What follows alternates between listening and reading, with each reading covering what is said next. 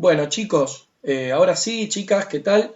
Eh, yo, mi nombre es Pablo Gastón Payares, soy psicólogo acá en la ciudad de Rosario, recibido en la UNR. Eh, tengo, por ahora, hasta el domingo, tengo 34 años, voy a aprovechar ese momento de seguir teniéndolos y disfrutarlos.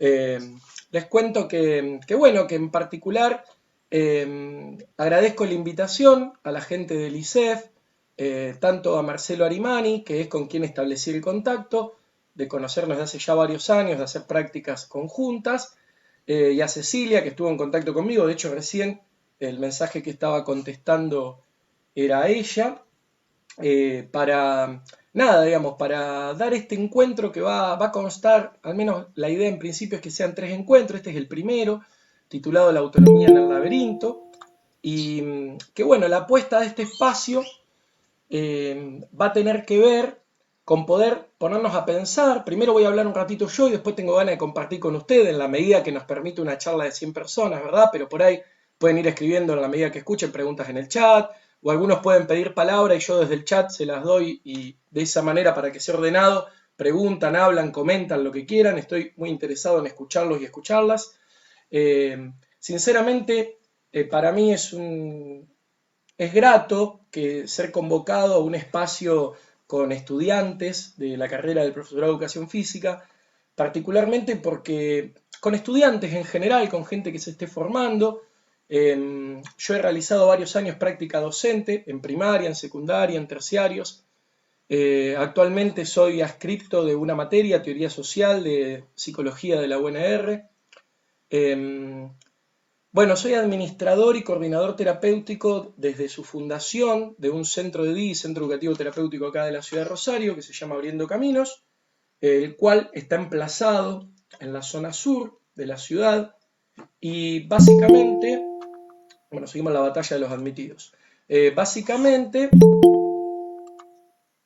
mi función ahí fue la de pensar y armar el proyecto terapéutico que dio origen a la institución, que algo de esto vamos a hablar hoy, y mediante el cual empezar a construir ciertas herramientas para pensar un poco el paradigma que atraviesa a las personas con discapacidad y cómo se piensan las prácticas de trabajo dirigidas a las personas con discapacidad o población de salud mental, que se suele decir. Decía, podemos tener dos o tres problemáticas. Una es que se me caiga internet a mí tranquilamente. Hoy es un día de lluvia, todavía no se define la lluvia. Yo vivo en Rosario, en la zona sur, pero bueno, está ahí queriendo, y quizás algún conflicto con la conectividad de internet puede hacer que se caiga la conexión. Si eso sucediera, no se preocupen, yo tengo mi teléfono con 100% de batería, ingreso desde el teléfono a la reunión y lo seguimos haciendo tal cual como estaba pensado el espacio. Porque es una posibilidad. Eh, los que tenemos algún recorrido docente, nunca nos pasó entrar a un aula y decirle a la gente: miren, puede pasar que en un momento yo desaparezca. Digamos, esto me parecía interesante traerlo, lo inédito de esta pandemia y de esta cuarentena. Nos puede pasar descomponernos, tener algún inconveniente, que se corte la luz en el lugar, pero no desaparecer como por arte de magia. Y en el Meet, en el Zoom, en la plataforma que sea, se nos cae la conectividad y desaparecemos. O sea, desaparecemos, y depende, si somos justo el anfitrión de la reunión, desaparecen todos en conjunto. Mejor que lo que ha podido hacer David Copperfield. Él ha logrado desaparecer un tren, pero no pudo hacer desaparecer al público, por ejemplo. Bueno, yo tengo en este momento la facultad de que si finalizo la reunión, desaparecemos todo de este espacio virtual. Y eso es algo que, si bien lo podemos tomar con cierta gracia, también denuncia un poco la precariedad de sostener los encuentros virtuales. Así que les agradezco que estén conectados ahí en las pantallitas, que estén disponibles, que puedan estar todos y todas disponibles para estos espacios.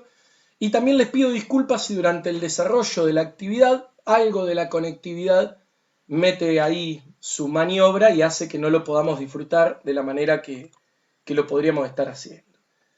Y a un psicólogo hablar de disfrute es importante, porque de esta manera lo que intentamos hacer es poder organizar y pensar ciertas estrategias de que aquello que hacemos lo hacemos porque tenemos ganas de hacerlo y no porque estamos obligados.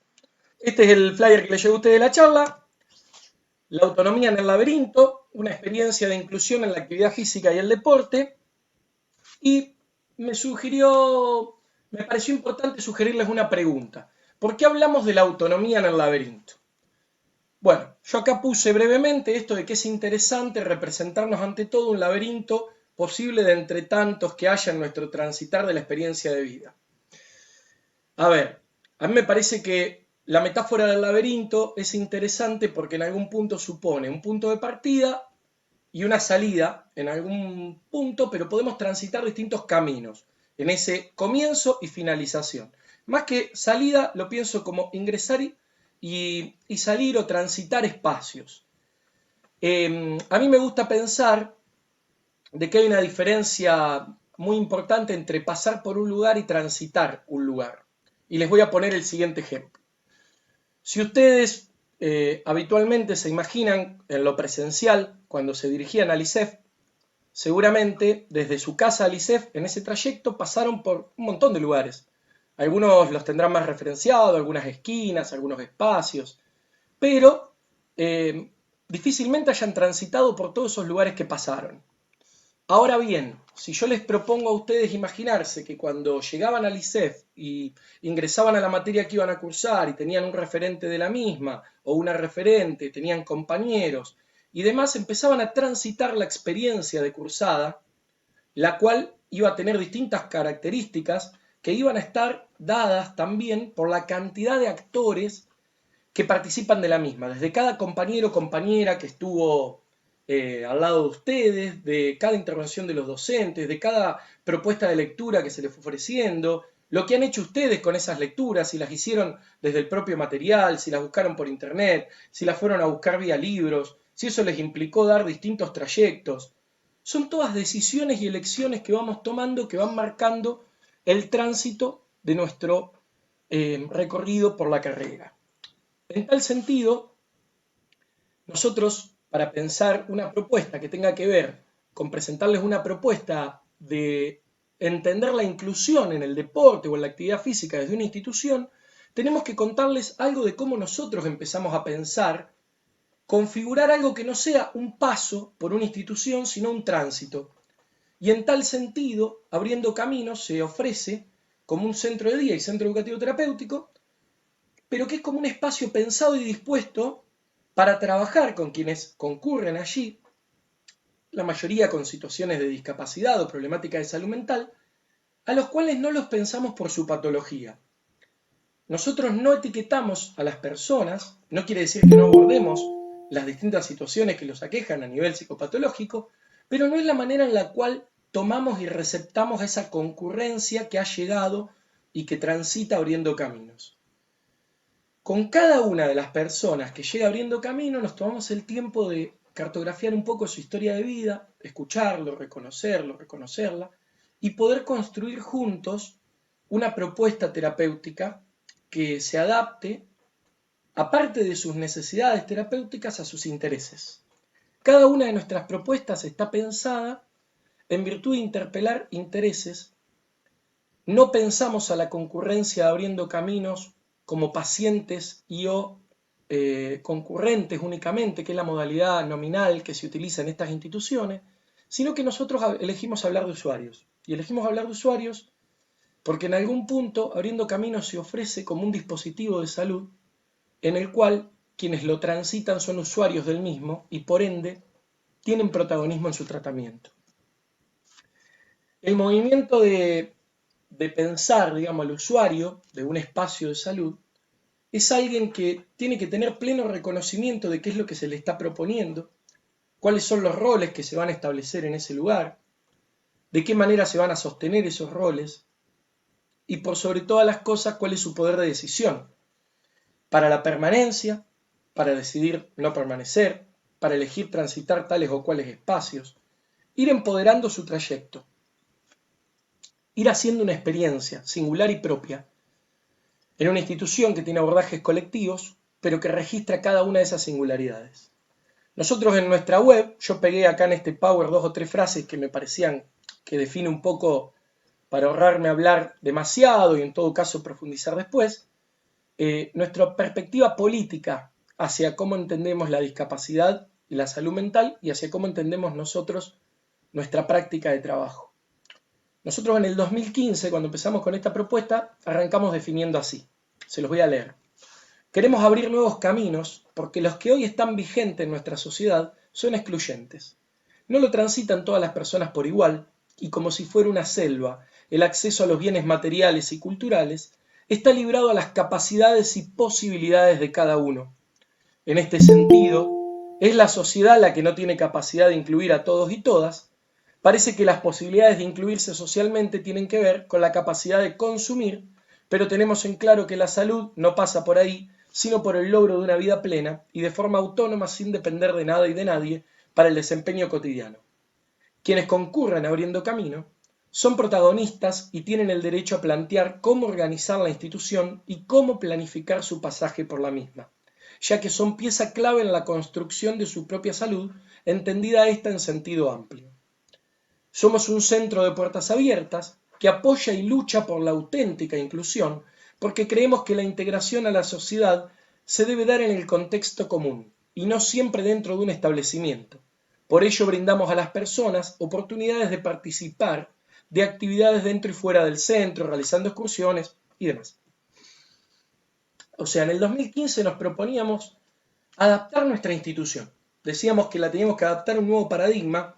En ese momento estaba muy en boga hablar del paradigma social de la discapacidad, pero también quienes éramos curiosos y curiosas estábamos muy atentos a lo que pasaba en España y en otros lugares con el movimiento de vida independiente. Y aparecía también esta posibilidad de hablar de algo que está muy bueno, sobre todo para ustedes, en la formación del profesorado de educación física, que era la diversidad funcional. Hay un paradigma o una intención de plantear de que todos somos diversos funcionales. Cada persona tiene una manera diversa de funcionar. Y en tal sentido, si aceptamos esa forma de imaginarnos en esta diversidad funcional, podemos entender entonces que ante un mismo contexto y ante determinados fenómenos podemos responder de manera distinta porque nosotros también nos vamos construyendo con nuestra historia, con nuestras marcas, con nuestras huellas, que no son azarosas, sino que tienen mucho que ver con aquello y aquello que vamos pudiendo construir y apropiarnos y hacernos cargo en ese devenir. Claramente también no todos contamos con los mismos recursos para transitar esa misma experiencia. Por eso nosotros sosteníamos que nuestro enfoque estaba basado en un pleno respeto de los derechos, en el ejercicio de la autonomía de cada una de las personas. La palabra autonomía, que en algún punto titula este encuentro y que aparece mucho en nuestro proyecto, dentro de un ratito la vamos a poner en tensión. ¿A qué nos referimos cuando nos referimos a autonomía? Acá está esto que les decía, que hablábamos de usuarios, y también que suponíamos que cada una de las personas le suponemos la capacidad de inventar su propia salud y apostamos a que tengan un rol protagónico. ¿Sí? Bueno, hay alguien que está con el micrófono abierto y escucho el movimiento de su casa, a mí no me molesta, pero si a los demás sí, les pido que por ahí lo cierren. Entonces, ¿qué propone Abriendo Caminos? Bueno, Abriendo Caminos desde sus inicios propone una dinámica institucional integral. Para eso es necesario sostener una coherencia en el tránsito semanal de los usuarios, configurando los espacios como un hilo conductor. El objetivo es que los espacios de trabajo no se rutinicen realizándose porque hay un horario y día convenidos para ello, sino que pueda reflexionarse sobre su propósito y la forma metodológica. Y entonces acá les propongo 2 o 3 conceptos y no se agobien que ya estamos terminando con el Power. Mi idea es que sea más dialógico. El de la Organización Panamericana de la Salud es un concepto que lo utilicé varias veces en varios escritos porque es fuerte, digamos. El concepto de salud que se adopta en la publicación es el que la Organización Mundial de la Salud elabora en el 47 y afirma que la salud es un estado de completo bienestar físico, mental y social y no solamente la ausencia de afecciones o enfermedades. Yo les pido que esto se lo queden pensando un ratito, ¿no es cierto? Un estado de completo bienestar, ¿sí? Físico, mental y social. Galende, Emiliano Galende, argentino, una persona que ha influido mucho en el movimiento de la salud mental de nuestro país, referente, en el 2002 en una publicación decía: la exigencia ética consiste en que entre lo que sentimos, lo que pensamos, lo que decimos o teorizamos y lo que finalmente hacemos con el otro, debe responder a la coherencia en su relación con nuestro semejante, a quien tratamos de ayudar con su sufrimiento mental. Entonces, en relación a lo que les dije al comienzo, ¿qué entendemos por tránsito? ¿Es lo mismo pasar que transitar? ¿En qué lugar queda la experiencia? ¿Qué entendemos por experiencia? Y podríamos seguir con un montón de preguntas. Mi punto de partida conceptual como psicólogo, hacerme cargo yo de esto. Bueno, yo me posiciono desde el psicoanálisis, pero lo transito y lo dialogo con la psicología social, con la educativa, con la cultural, con un montón de corrientes. Y también lo pienso interdisciplinariamente. No creo que tenga que ver únicamente con una posición radicalizada en relación a mi propia profesión. Hay aportes de un montón de otras áreas y disciplinas que tomo y que me ayudan a pensar mi posición como psicólogo, mi posición profesional. Si bien tengo una formación y es constante y dinámica, no puedo perder de vista los aportes que otras disciplinas han hecho en mí para permitirme posicionarme. Entonces este posicionamiento lleva a una concepción de un sujeto del inconsciente que está atravesado por lo histórico, lo social y lo cultural. Y el tránsito de las experiencias va a dejar marcas que constituyen al sujeto, pero que no lo determinan completamente, ya que el ser humano de alguna manera tiene la posibilidad de crear esas idas y vueltas, esas huellas, y el devenir autor de su historia también. Esto del devenir autor es interesante, les recomiendo la lectura de Alicia Fernández, psicopedagoga ella, que ha aportado muchísimo, muchísimo al campo educativo, y que tienen trabajos muy lindos donde habla la categoría de sujeto-autor. Me gusta esto, de hecho lo sostengo, este concepto de que el sujeto es autor de su historia y que tiene la posibilidad de desplegar la creatividad. Consigo entonces un sujeto que es productor y producto de la cultura en la cual se inscribe. Y acá vuelvo a tomar algo de Fernández, donde ella dice: aprender supone un reconocimiento del paso del tiempo, del proceso constructivo y de un yo como autobiográfico. Entonces el proceso constructivo remite necesariamente a la autoría, además de suponer un sujeto que se historiza, ya que sin un sujeto activo y autor, que significa el mundo, significándose él, el aprendizaje subjetivante se sustituye por la memoria fría de las máquinas. Esa frase es hermosa. Entonces dice, a ver, vamos entonces definiendo al menos en principio que algo de la creatividad está en relación a esto de la autoría. Que me autopreguntaba retóricamente a ustedes, pero en realidad para trabajar, si me venían siguiendo, y digo, si nos estamos siguiendo hasta acá, vamos a dar comienzo a la charla, y esto lo hago medio interpelativamente, pero no hay más diapositivas. ¿Por qué? Y sinceramente sí, detesto este recurso.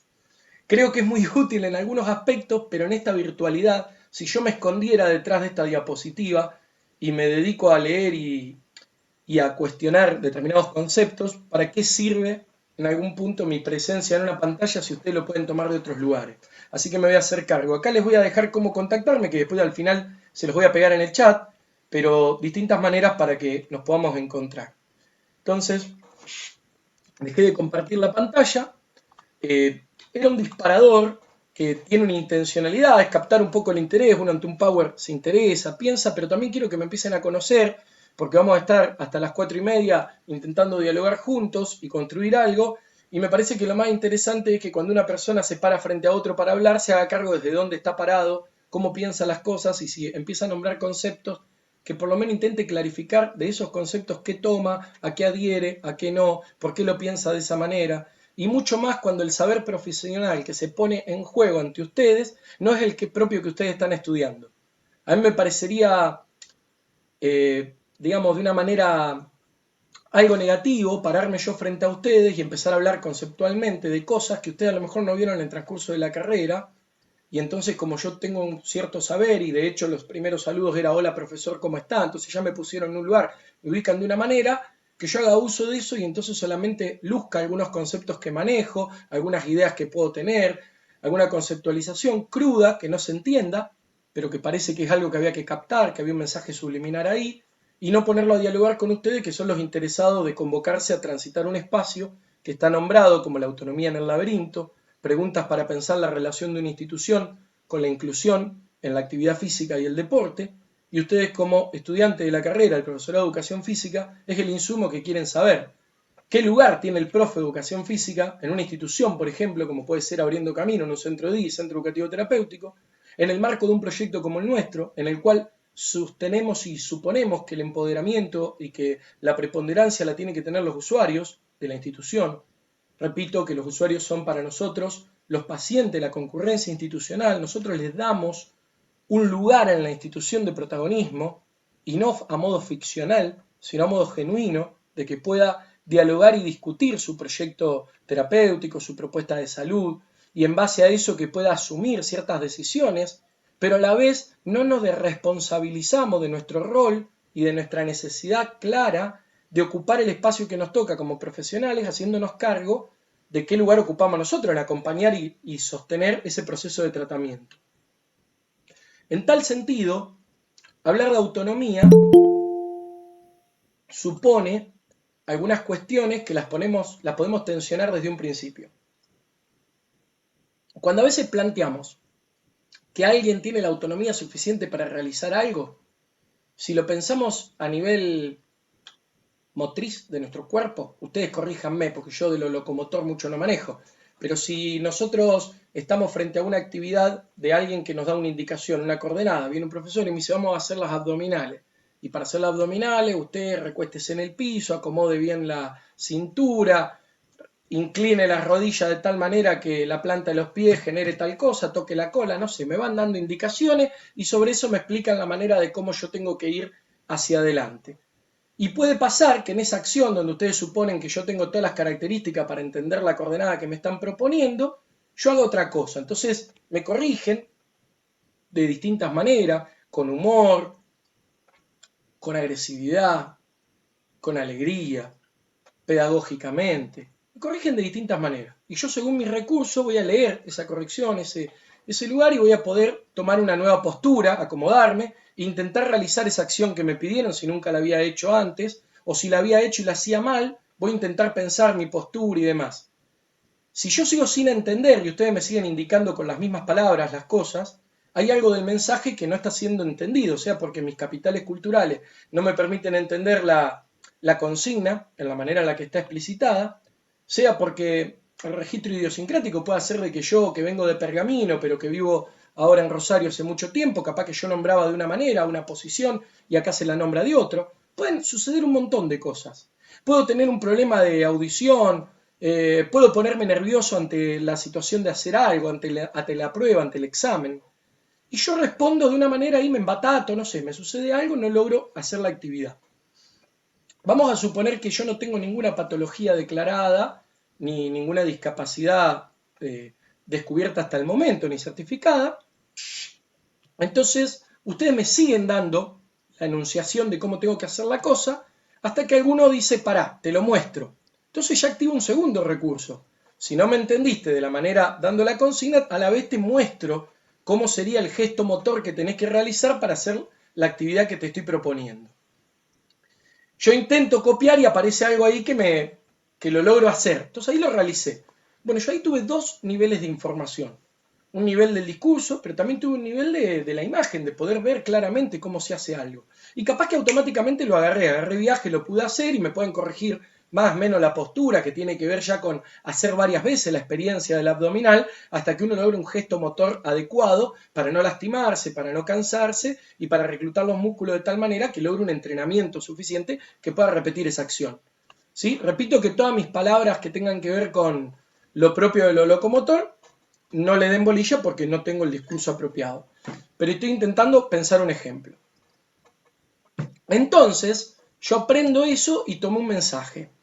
Imagínense ahora esa misma escena donde alguien no tiene el recurso cultural o simbólico específico del cual lo podemos resolver, transmitiendo la consigna oral o a la vez incluso repitiéndola vía con el cuerpo. Entonces a veces ante ahí nos empezamos a llenar de preguntas, porque nos empieza a poner en un lugar donde nuestros dos recursos más logrados, que era el conocimiento teórico y técnico para enunciarlo y transmitirle al otro qué hacer, ya lo superamos, no fue capturado, y el segundo recurso, que era mostrárselo con mi cuerpo, tampoco, quizás apelo a un tercero, que es tocarle el cuerpo, intentar acomodarle la postura, le voy explicando en el medio, intento hacer el gesto. Entonces me empiezo como a desesperar porque intento hacer un montón de cosas. Porque estoy decidido a que haga la abdominal. Y ahí, capaz que lo primero que me denuncia no tiene que ver con que esa persona está pudiendo o no captar el mensaje y entenderlo, sino que empecé por un punto de llegada en donde para otros a lo mejor es un punto de partida. Cuando nosotros hablamos de autonomía, que la persona pueda autónomamente hacer algo, tiene que ver que en el registro de toda la información, conozca toda el total de la información y conociéndola tenga la posibilidad de elegir hacerlo o no. También puede pasar que me digan, Pablo, acostate en el piso, vamos a hacer abdominales, y yo te diga, nada, agarrar abdominales yo no hago. ¿Pero por qué? ¿Tenés algún problema? ¿Algo? No, no hago. No, no me interesa. Yo quiero tener el abdomen plano en el verano, pero no te hago un abdominal. ¿Cómo hacemos? Y entonces vos ahí decís, bueno, entra la terquedad. La terquedad también es un elemento que aparece. Aparece con o sin discapacidad. La terquedad, el enojo, el desgano, el malestar, todos los estados anímicos aparecen con o sin una condición declarada de discapacidad. Bueno, a veces cuando queremos trabajar en este campo, pareciera, digamos, que lo único que se pone a jugar es lo patológico. Entonces te presentan rápidamente a la persona, borrando su nombre, borrando todo. Bueno, él tiene parálisis cerebral, él tiene síndrome de Down, él tuvo una hidrocefalia, ella tal cosa, ella tiene ciertos rasgos, digamos, de ansiedad, un trastorno de ansiedad. Entonces, de golpe, ya no tenemos el nombre de la persona, tenemos un trastorno, tenemos una patología, y de hecho cuando ustedes inician sus prácticas, nosotros en Abriendo Camino hemos recibido practicantes desde que inauguramos hasta ahora, todos los años, de distintas carreras, de distintos lugares, muchas veces uno llega con la ansiedad de ¿y qué tiene? ¿Qué problema tiene? ¿Cómo tiene? ¿Quién es? Antes de dedicarse a conocer el grupo. Hay algo que aparece como de primera medida en la ansiedad de aprender a trabajar o de tener otros recursos para acercarse, aproximarse a la discapacidad, que ya hay como un preconcepto logrado previo, que vamos a llegar a un lugar donde hay alguien que tiene algo, ¿cierto? En esto que hablábamos al principio, en esta definición de la OPS, que supone un perfecto estado de bienestar biopsicosocial, lo podemos decir así, imagínense si ustedes, en el medio de la pandemia, hoy, alguno de ustedes, si tiene ese estado perfecto biopsicosocial en este momento, para saber si estoy hablando con gente que está sana o si estoy hablando con toda gente que está enferma. Eso les propongo ese ejercicio, cuando tomamos un concepto en la literalidad, si todos estamos en un perfecto estado biopsicosocial hoy. Si ninguno de ustedes está ansioso, si ninguno está angustiado por la situación en la que estamos, si alguno no está con dolencia o malestares físicos por no estar pudiendo entrenar hace 4, 5, 6 meses con la regularidad, si es que lo hacían o no que tenían, si a alguno el encierro le provocó algún otro movimiento subjetivo en el cual estaba un poco más inquieto, más molesto, más desgastado, si están cursando una carrera de manera online y sienten que perdieron el año, o si creen que el año lo ganaron de otra manera.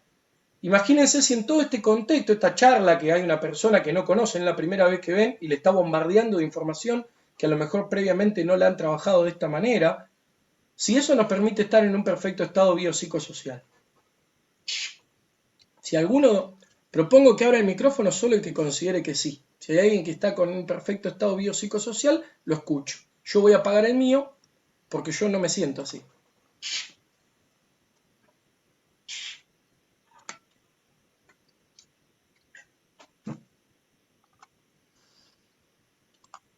Bueno, voy a considerar que no, entonces vamos a seguir todos ahora juntos dentro de un mismo colectivo. Somos aquellos y aquellas que no tenemos un perfecto estado biopsicosocial.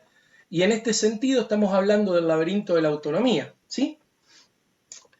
Bueno, estas representaciones que a veces hacemos en una necesidad de la hiperconceptualización del campo con el que vamos a trabajar, nos genera muchas veces una cuestión que es media molesta, incómoda, que es no poder diferenciar previamente que detrás del saber específico y de todo aquello que nos formemos, que aparte les cuento, la formación es para toda la vida, no se imaginen que con el título de finalizado el profesorado o la licenciatura ya van a estar hechos, empieza el embudo, se abre de nuevo y hay que empezar a leer muchísimo más. Los recursos del grado o de la carrera del terciario ajustan para un ejercicio profesional, pero cuando empezás a ejercitarse en el campo, depende del campo que elijan, se te abre de vuelta el abanico y hay que empezar a darse cuenta que la formación es dinámica y constante. Lo cual nos genera angustia por un lado y por otro lado la satisfacción suficiente de que entonces no hay algo que está terminado y acabado en algún momento. Y eso está bueno, porque trabajamos en campos que son dinámicos. El educativo, la salud, son campos muy dinámicos, con sus malestares y con sus bienestares. Pero en algún punto, la autonomía del laberinto es que creer que logramos encontrar la autonomía plena, no es muy difícil encontrar esa salida. Lo que es interesante es que cuando intentamos buscar ejercicios de pensamiento, prácticas que traten de soportar que la persona que las transite habite de la mejor manera posible los recursos suficientes para decidir por sus propios medios, nos hace pasar por un montón de caminos del laberinto donde vamos construyendo nosotros y aquellos y aquellas que invitamos a hacer esa experiencia. Algo que es fundamental para un proceso educativo como para un proceso de salud, nosotros lo entendemos como una construcción, nuestro proceso de salud, es justamente habilitar la experiencia. Ustedes como profe, cuando van a impartir un conocimiento, van a compartirle a alguien un conocimiento, un saber, una apuesta o algo, lo van a hacer pasar por experiencia. Más o menos conductualmente la repetirán, irán, pero va a depender de un montón de otras cosas también. No va a depender únicamente de repetir una acción. Va a depender del contexto en el que esa persona se encuentre, cómo esté anímicamente, cómo esté físicamente, si sucede algún atenuante, y a la vez va a depender incluso en qué condiciones ustedes se encuentren también el día de ese encuentro. Porque si Ricardo, que abrió el micrófono, comparte conmigo los días miércoles, vamos a suponer a las 7 de la tarde, un espacio de entrenamiento, y él o yo, hoy, o ambos, ahí te escucho, él o yo o ambos, tenemos algún conflicto antes de llegar al entrenamiento, no vamos a tener las mismas condiciones que lo último que punteamos y anotamos. Decime, Ricardo. No, sí, me había surgido una duda. A partir de las experiencias, tanto positivas como negativas, ¿uno aprende de diversa manera o tiene otros pensamientos que lo llevan a actuar de diversas formas? Bueno, vamos a sostener tu pregunta para dentro de un ratito. Me gusta, pero vamos a sostener para el Dale. colectivo en su conjunto. ¿Te animás a escribirla en el chat? ¿Tenés condiciones o estás en un celu y se complica? No, dale, ahí la mando. Escribíla así yo no la pierdo y vos tampoco. Y ahora en un ratito volvemos. Y todo aquella que quiera puede anotar preguntas, vamos a intentar contestarlas y darle una vuelta. O sea, hasta ahora hablamos por arriba de que el contexto es importante. ¿Sí? El contexto mediante el cual nos encontremos para realizar una actividad es importante. A la vez hablamos de que nuestros soportes emocionales, o sea, la persona con la manera en la que nos encontramos emocionalmente hablando, también es importante. Nuestra subjetividad toda es importante y la subjetividad toda de las personas con las que pensamos y vamos a trabajar. En tal sentido, estamos hablando de que hay mucha más complejidad que aquello teórico que tengamos construido. Yo creo que no te descubrí nada diciendo esto, pero en algún punto arrancar ordenándolo por ahí me parece que ayuda. Para aquellas que decidimos trabajar en el campo de la discapacidad, lo primero que tuvimos que despojar de nuestro ejercicio y nuestra práctica fue el prejuicio respecto de creer que porque determinado diagnóstico genera ciertas posibilidades o imposibilidades de realizar o no realizar determinadas prácticas. Entonces, lo peor que puede haber es que un diagnóstico condicione la experiencia que podría hacer ese sujeto. Está bueno entender y pensar de que determinadas patologías, síndromes, dificultades varias, vamos a llamarla como quieran, realmente complica algunas actividades en su desarrollo convencional y o habitual, de lo esperado, mal dicho así de esa manera. Pero si nosotros lo pensamos desde la diversidad funcional, podríamos decir que en la manera de funcionar de esa persona, seguramente va a encontrar una manera de pasar por esa experiencia. Entonces, en el deporte, por ejemplo, que ha sido pionero en demostrarnos varias de estas cuestiones, ha sucedido en la natación, como uno de los lugares donde más visible se ve, pero hoy tenemos básquet en silla de rueda, acá en Rosario están los power chair, que es el fútbol en silla de rueda, tenemos fútbol amputado, por nombrar algunas actividades deportivas en las cuales personas que no están en el acervo convencional de su cuerpo están pudiendo realizar esas mismas actividades. Pero también O la tenemos cancha de fútbol para actividades. ciegos. ¿Cómo? Disculpa que te interrumpí. Otro ejemplo también la cancha de fútbol para ciegos por Cochabamba y Moreno. Exactamente, el fútbol para ciegos, pero también podemos pensar que, por ejemplo, Olimpiadas Especiales, que existió durante muchos años y sigue existiendo, que es un espacio que existe acá en Rosario, también divide categorías intelectuales de la práctica. O sea, hay personas que no tienen una dificultad motriz y tienen dificultades a nivel cognitivo, intelectual, para poder discriminar cómo serían determinadas lógicas del juego y pasar por la experiencia. Por eso, en algún punto, la propuesta de este encuentro para el día de hoy es arrancar hablando de la importancia que tiene poner el acento en la autonomía de las personas, el autovalimiento, para realizar determinadas actividades y poder discriminar lo que es la actividad física de lo que es el deporte. Yo creo que ustedes como profes van a tener mucho más claro que yo la discriminación básica de que actividad física es todo aquello que hacemos con nuestro cuerpo, desde sentarme, levantarme, acostarme, pararme, mover mis brazos, caminar ni hablar, no sé, ahí se reclutan músculos, fibra y un montón de cosas, pero a la vez también hay órdenes voluntarias e involuntarias que produce nuestro sistema nervioso, como por ejemplo estimular a que yo en este momento pueda hablar, respirar, darle la orden a mi corazón de que esté latiendo, mover mis bracitos, mis deditos, señalarlos, tratar de mirarlos a ustedes, no perderme en el hilo de la charla. Estoy pensando que quiero otro mate, pero me estoy aguantando antes de servírmelo. Todas esas operaciones que estoy nombrando en una fracción de menos de 15 segundos, mi cerebro las está discriminando antes que yo las pueda nombrar para que ya existan, para que se estén realizando algunas de manera voluntaria o autónoma y otras a partir de que yo estoy pudiendo pensar esas órdenes ahí. Entonces se pone a jugar. Todo mi organismo está en función de que yo en este momento esté cómodo en el living de mi casa, atento a que en algún momento mis hijos pueden irrumpir en la puerta y suceder un fenómeno que yo no quiero, y en paralelo también concentrando la atención en ustedes, tratando de mantener un hilo lógico de la charla, tratando de usar palabras que se entiendan y queriendo poner el acento en algo. Y a la vez, ante alguna pregunta, consulta, no perderla en mi registro para poder volverla parte del relato que tengo para compartir, porque si no, no va a ser dialógico. Todo eso, toda esa disposición que me está pasando a mí, le está pasando a ustedes. Había alguien que preguntó si yo iba a tomar asistencia. No, la verdad que no.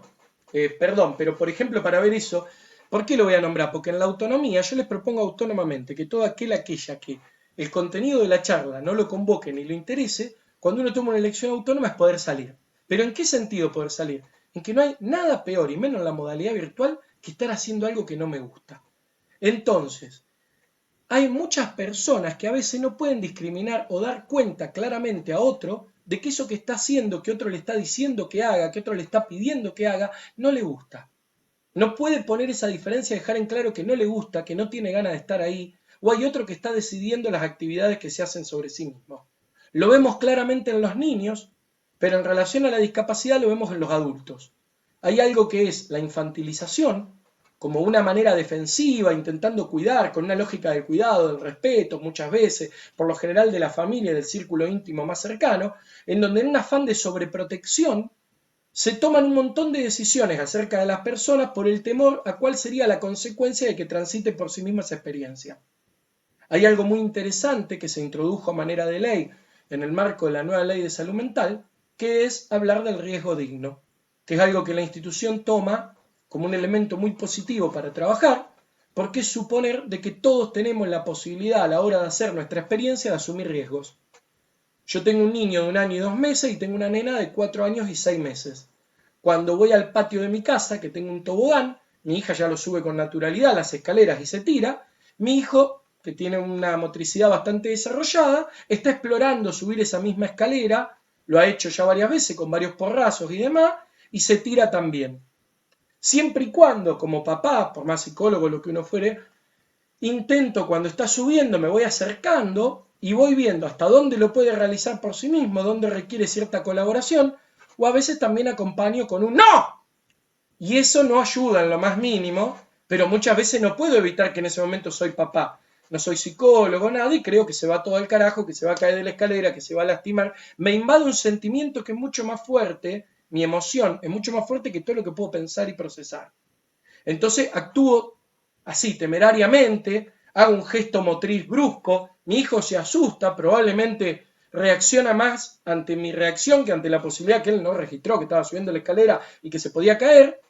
Y entonces ahí ya esa experiencia, hay un registro de esa experiencia que no tiene que ver con el subir la escalera únicamente, sino con el contexto en el cual yo le sumé una carga de mi angustia, mi ansiedad a esa subida de la escalera, donde él capaz puede hacer que no intente nunca más subir, o que por suerte le importe muy poco lo que hizo el padre y a los 2 minutos esté intentando hacerlo de nuevo. Con los niños lo permitimos, dejamos que se abollen, se lastimen, todo. Van creciendo, van apareciendo nuevas búsquedas, nuevos intereses, lo vamos permitiendo, lo permitieron con nosotros.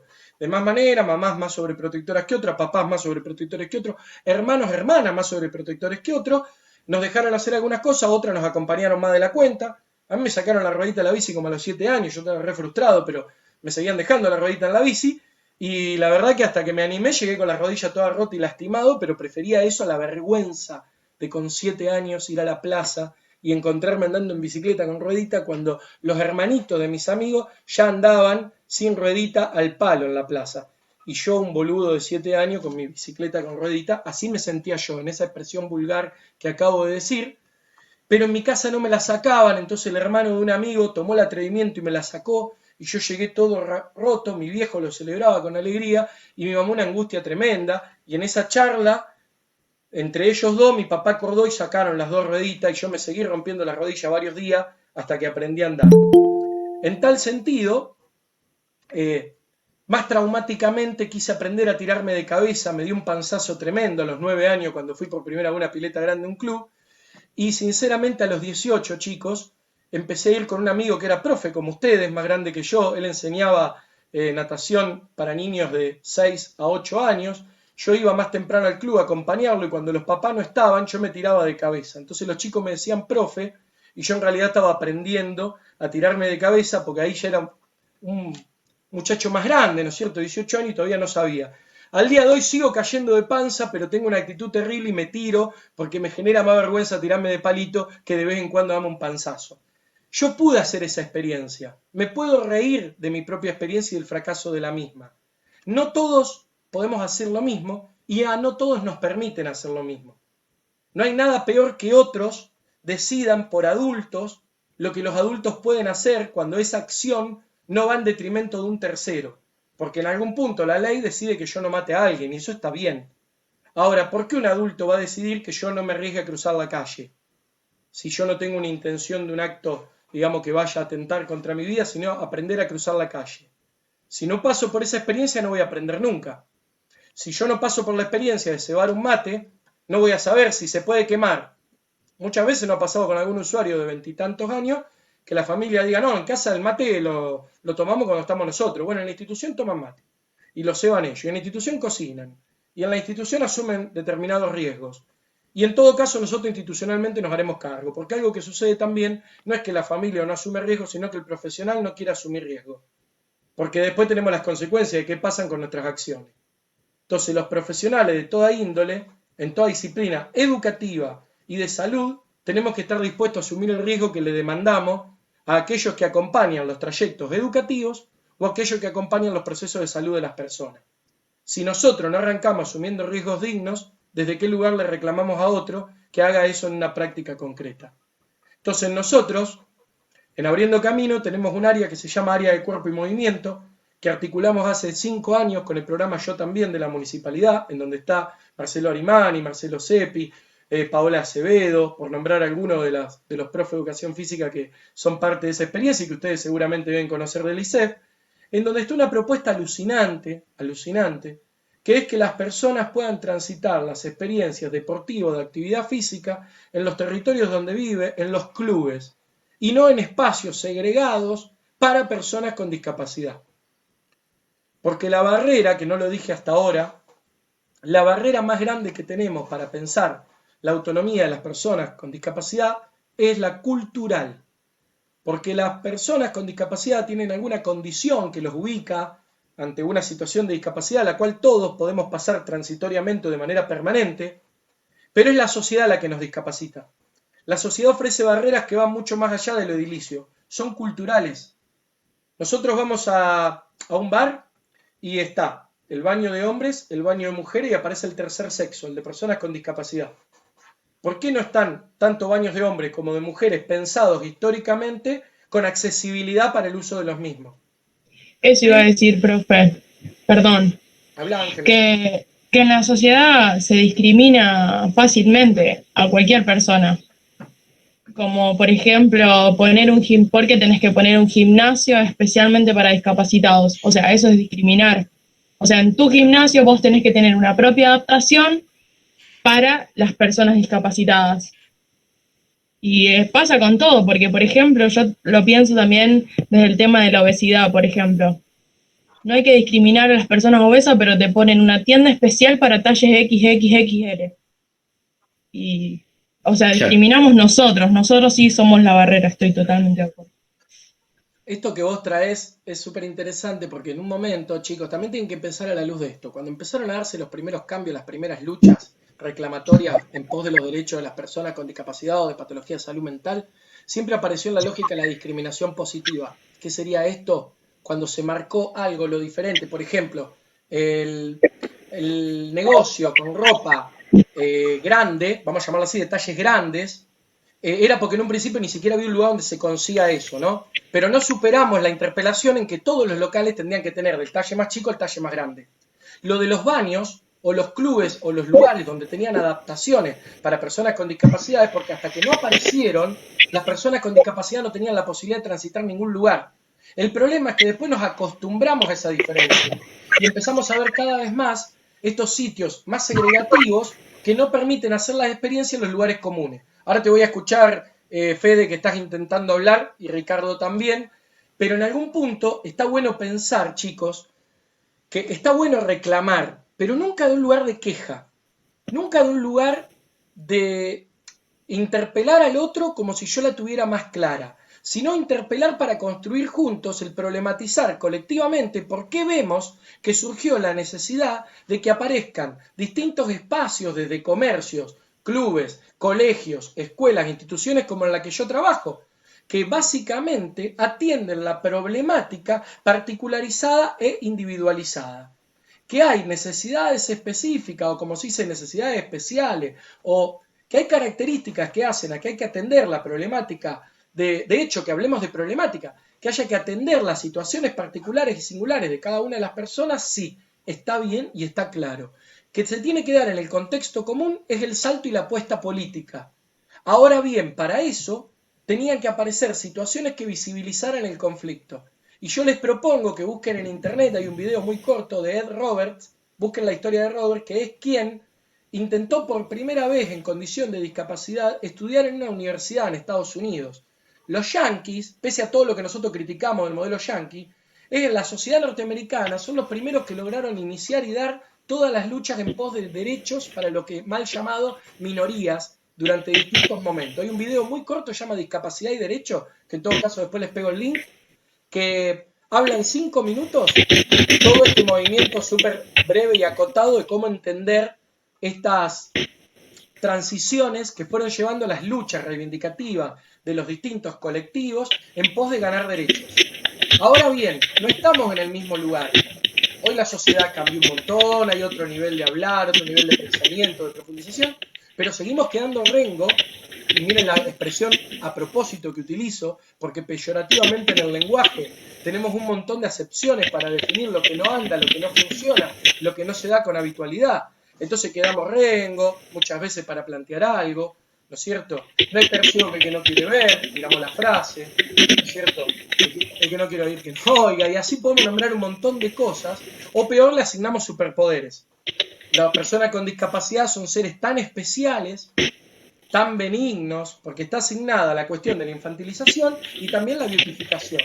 O sea, una aura celestial en donde es un ser divino, bello, puro, totalmente puro, que no tiene defectos y que su único conflicto es a partir de su condición que le toca llevar a modo de una cruz, de lo que fuere, y pobrecito. Entonces, todas esas maneras de pensar las relaciones entre personas son las que obstaculizan los saltos políticos que tenemos que dar para hablar de real inclusión y no de integración y de adaptación.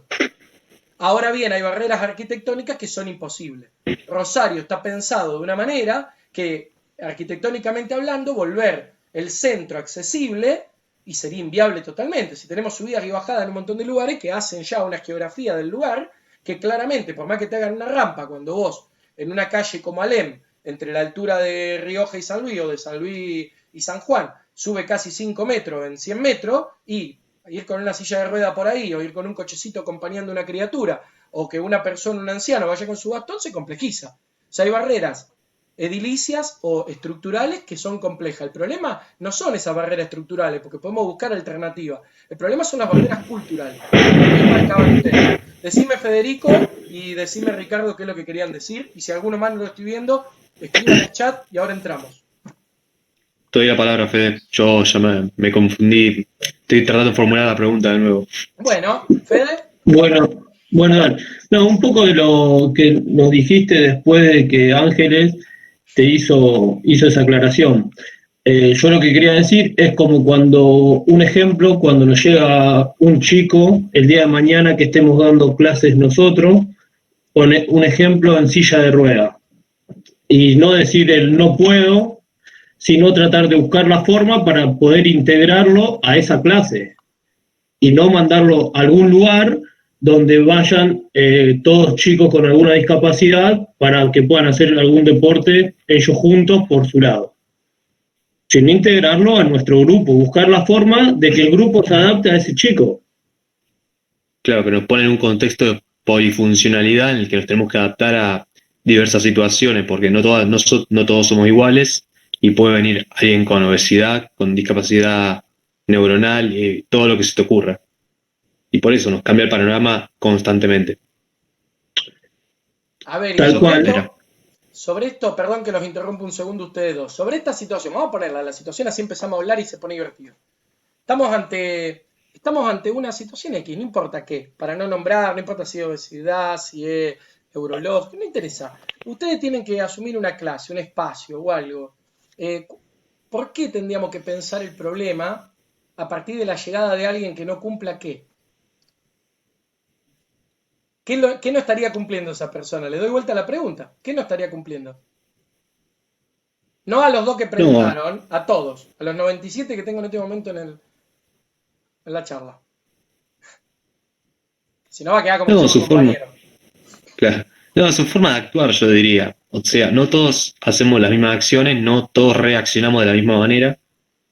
Y ante un estímulo, o sea, lo que el docente, el profesor dice y ordena no, dice y sugiere en el medio de la clase, cada sujeto va a tener una distinta reacción, tanto neuronal como física, y bueno, por eso nosotros tenemos que esforzarnos para hacer como que experimenten a su modo, por así decirlo. A ver, se la simplifico un poco más, o se las complico más.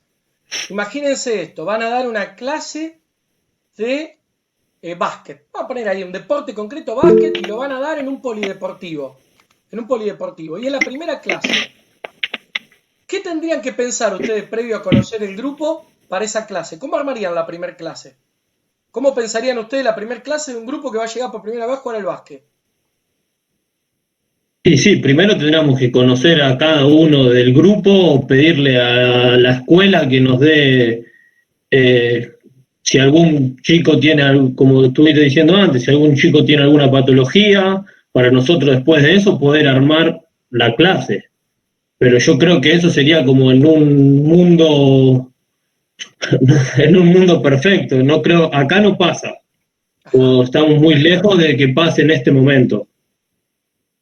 Es lo que decía Ricardo, que llegamos al lugar y ahí te encontrás, si se podría llamar así, con alguna problemática. Que no creo que sea un problema, pero es en el momento que hay que solucionar eso. ¿Alguien más? Claro, o sea, proyectar y generar clases ideales es virtualmente imposible porque te va a cambiar de un segundo al otro, de un minuto al otro, lo que tengas que hacer, ejecutar. Y bueno, la clase se da así, es el presente, no es el pasado. Bueno, a ver, ¿alguien más? Anímense que es gratis, vamos. Hola, ¿cómo andás? Mira, a mí me parece que muchas veces nosotros a la hora de plantear clases o una actividad tenemos que tener en cuenta todo el contexto, ¿sí?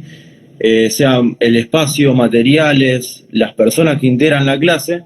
Y bueno, y dentro de eso nosotros tenemos que buscar objetivos o actividades comunes que todos puedan hacer. Sí, capaz que pensamos, bueno, pienso esta actividad y bueno, ¿y este chico cómo puedo hacer que la actividad pueda hacerla igual que los compañeros? No, nosotros tenemos que plantear un objetivo y actividades que todos puedan realizar y en base a eso pensar las actividades. Me parece que va todo de la mano. Buenísimo. Matías, ¿alguien más? Yo quisiera decir, capaz que estoy interpretando mal la pregunta, pero nuestra formación docente lo que buscamos es tratar de tener las herramientas y las estrategias para poder llevar a cabo esta clase, ni bien nos encontremos ante esta problemática. Llegamos a una clase y nos encontramos, no sé llamarlo problemática, pero nosotros lo que hacemos es estudiar durante estos años, obtener la mayor cantidad de herramientas posible para poder enfrentar este tipo de situaciones. Chicos, interrumpo un segundo porque les quiero dar vuelta a la pregunta para no ser tan malo y hacer que hablen otros. Si era la primer clase de básquet, yo creo que el único preparativo que ustedes tenían hasta ese momento es saber qué iban a transmitir, de qué se trata el deporte y la primer clase. Fíjense hasta qué punto nos atraviesan las etiquetas, que por más que les propuse que no piensen en ninguna patología ni nada, ya pensaron un problema antes de llegar a la clase.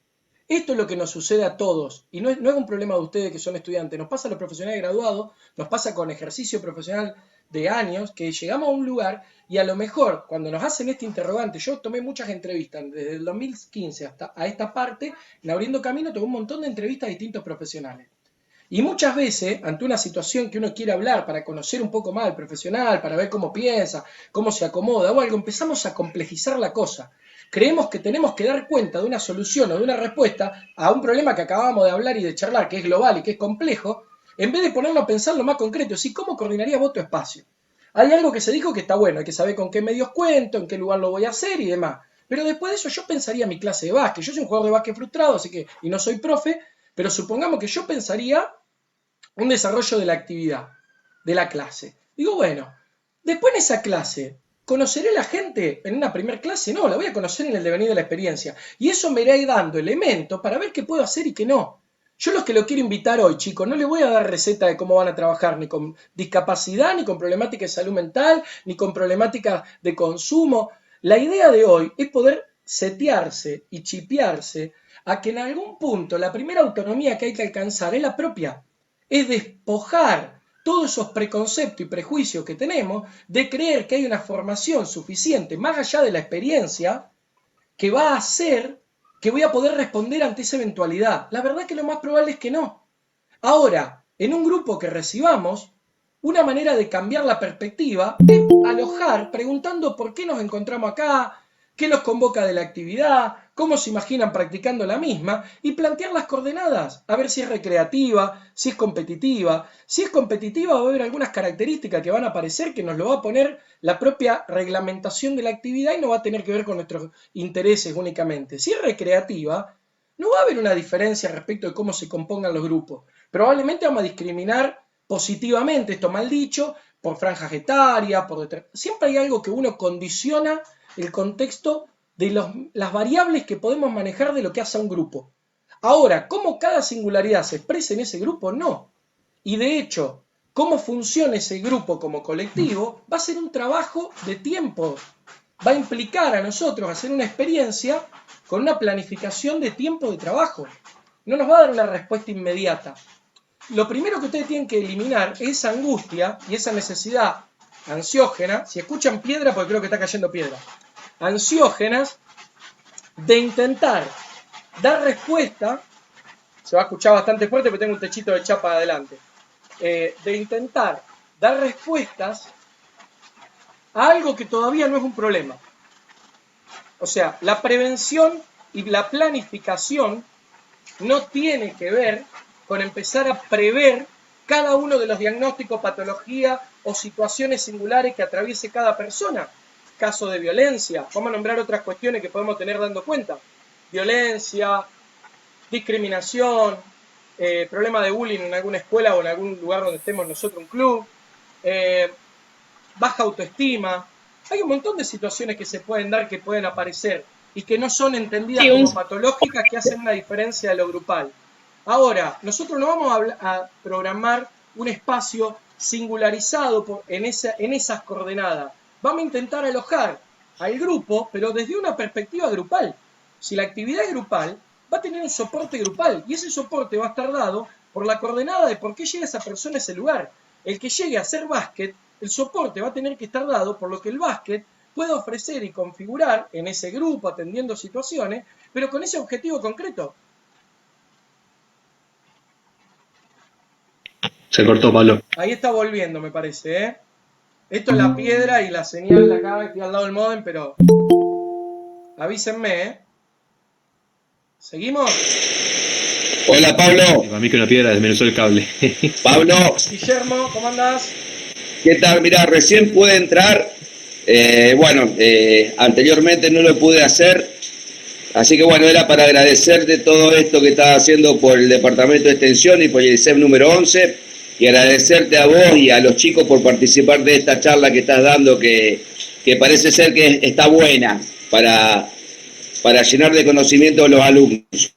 Así que bueno, acá se largó a llover torrencialmente, piedra por todos lados, así que la comunicación se me va a ir cortando. Así que bueno, desde ya agradecerte a vos y a Marcelo Alimani por hacer el contacto y bueno, como director del departamento, darle las gracias a vos, a todo tu equipo y a los chicos por participar de esta conferencia. Te agradezco mucho y disculpa que te haya interrumpido porque recién pude entrar.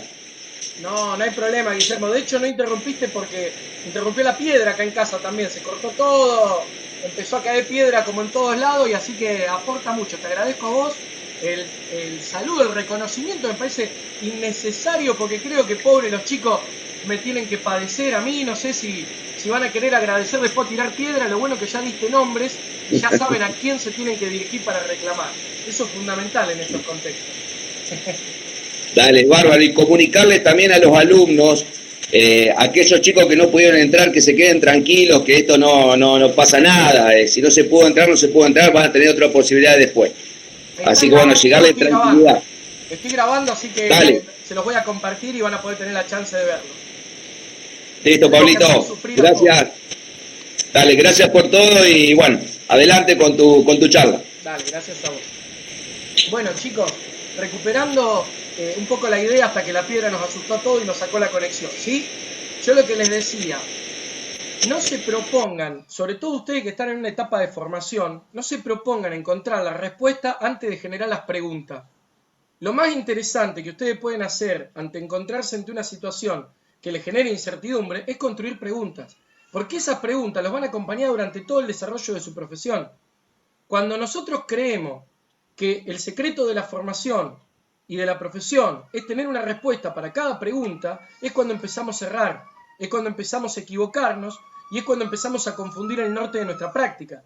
Nosotros tenemos que generar preguntas porque las preguntas alimentan nuestro laburo. Si nosotros ya tenemos en claro todo lo que vamos a hacer, un buen técnico, un buen preparador físico o algo tendría una receta exclusiva y funcionaría y no haría falta que existan otros, se emularían modelos. Y está demostrado de que los modelos funcionan acorde a los grupos y a cómo el grupo puede tomar la coordenada, cómo se puede ayornar a eso, cómo pueden aparecer las distintas experiencias. Nosotros en Abriendo Caminos, en estos 5 años han pasado un montón de profes, muchísimos. Todos y todas han tenido una disposición increíble para armar lo que nosotros llamamos el área de cuerpo y movimiento. Todo lo que tiene que ver con kinesiología, educación física, fisiatría, lo involucramos y lo unimos al área de cuerpo y movimiento. Y piensan en común no solo el acervo motor, sino que también cómo se expresan y se llevan adelante todas las actividades que hacen a la constitución subjetiva de la persona a la hora de hacer actividad física o bien un deporte reglado. Por ponerles un caso concreto, el año pasado, desde Abriendo Caminos, en convenio con el Yo También, como lo venimos haciendo ya desde el 2015, nosotros hay 2 días que nuestra jornada institucional se da en predios deportivos. Eso ya es una diferencia con un montón de propuestas institucionales, no porque nosotros seamos mucho más piolas, sino porque creíamos que realmente jerarquizar la actividad física y el deporte tenía que ser en el medio natural para que se realice. Eso es un club, un territorio copado, un espacio, no una institución que siempre son casas alquiladas que no disponen de espacio físico pertinente para realizar actividad. Entonces ahí sí es todo ficción. Jugamos al básquet dentro de un living. Es muy ficcionado, o sea, le estamos suponiendo a una persona elaborar elementos de reconocer un deporte, una disciplina, algo en un territorio que no es propio. Entonces nosotros hacemos nuestra actividad en el Polideportivo 9 de Julio, que queda en Dorrego al 3300, y también en el Parque del Mercado y en el Polideportivo El Saladillo, que ambos están en la zona sur de la ciudad. Nosotros, por ejemplo, en nuestra actividad física de los días viernes, hoy, estaríamos en lo presencial desde las 8 de la mañana hasta las 3 de la tarde en el Parque del Mercado. En el Parque del Mercado, para el que no conoce, ahí en la zona sur, es un espacio que tiene canchas de pádel, tenis, de fútbol, espacio verde, esparcimiento, algunos frontones, algún espacio recreativo, donde permite emular algunos deportes. El coordinador del área del cuerpo y movimiento en Abriendo Camino se llama Leonel Rodríguez, profe de educación física, que es un muchacho que tiene una perspectiva muy interesante porque no se deja atravesar por las etiquetas y propuso hace 2 o 3 años una propuesta que era la de empezar a transitar deportes olímpicos y práctica de deporte olímpico. Entonces, vía Yo También, hicimos un convenio en el estadio municipal, en donde el año pasado fuimos durante 3 meses a practicar distintas disciplinas. Lanzamiento de disco, de jabalina, salto en largo, salto en alto. Bueno, la población que llega Abriendo Camino tiene distintas dificultades, motrices e intelectuales. Varias. Todos pasaron por la experiencia de hacer, en la mayoría de lo posible, casi todas las actividades propuestas. Algunos desde una manera más recreativa y otros desde una manera más específica, tratando de hacer la actividad con las reglas y las coordenadas que propone la actividad. Cuando esto apareció como una idea, nos supuso muchos desafíos. El primero de todo, lograr que alguna aseguradora nos hiciera los seguros para las actividades. Ustedes sabrán que toda institución pública o privada, para poder realizar actividad al aire libre o en un espacio determinado, aparte de estar habilitada, tiene que cumplir con ciertos requisitos, como por ejemplo tener un seguro. Para una aseguradora no es habitual tener que hacer seguro de práctica deportiva para 30 personas, de las cuales la mitad tiene patologías severas, a lo mejor respecto de su CUD, que no quiere decir el CUD, el Certificado Único de Discapacidad, el papelito que habilita las prestaciones, pero que no define a la persona. Ese código que está incluido una nomenclatura no define cómo esa persona transita su vida. Sin embargo, para lo burocrático muchas veces sí. Entonces, una aseguradora que vos le propongas que te cree un seguro para que haya personas que durante 2 veces a la semana van a predios deportivos a realizar múltiples actividades, y costó bastante lograr el seguro. Hasta que lo logramos. Pero a la vez, esos seguros tampoco tienen un reconocimiento muy amplio. Entonces también nos suponía a nosotros generar cierta apuesta institucional de asumir un riesgo. El riesgo de lo que puede pasar ante el evento de cualquier actividad, que es el mismo que tiene cruzar la calle que intentar hacer tenis, básquet o fútbol. O sea, suponiendo más o menos distancia, podemos tener un accidente en cualquier lado. Podemos tener una ACV haciendo cualquiera de esas actividades, cruzando la calle, yendo al kiosco o haciendo un deporte. Sin embargo, se le agrega otro tenor y otro dramatismo cuando aparece este famoso CUD. Este certificado único de discapacidad se convierte en un condicionante único para esa forma de transitar de la persona. Entonces lo acompaña a todos lados, una etiqueta muy pesada, que lo acompaña durante el desarrollo de su vida. Así como es una herramienta muy útil y un posibilitador de acceso a tratamiento y a un montón de actividades y algunos beneficios, por otro lado también es una condición ya de exclusión de un montón de actividades y espacios. Es una condición de diferencia de un montón de actividades y espacios.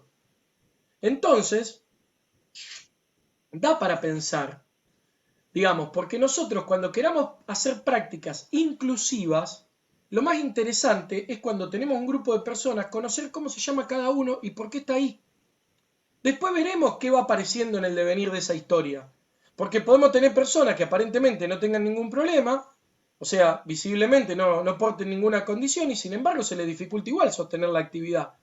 Porque a lo mejor la actividad requiere tomar ciertos colectivos o determinado tránsito de un lugar a otro y requiere llegar con determinada indumentaria o algo, y la imposibilidad es económica.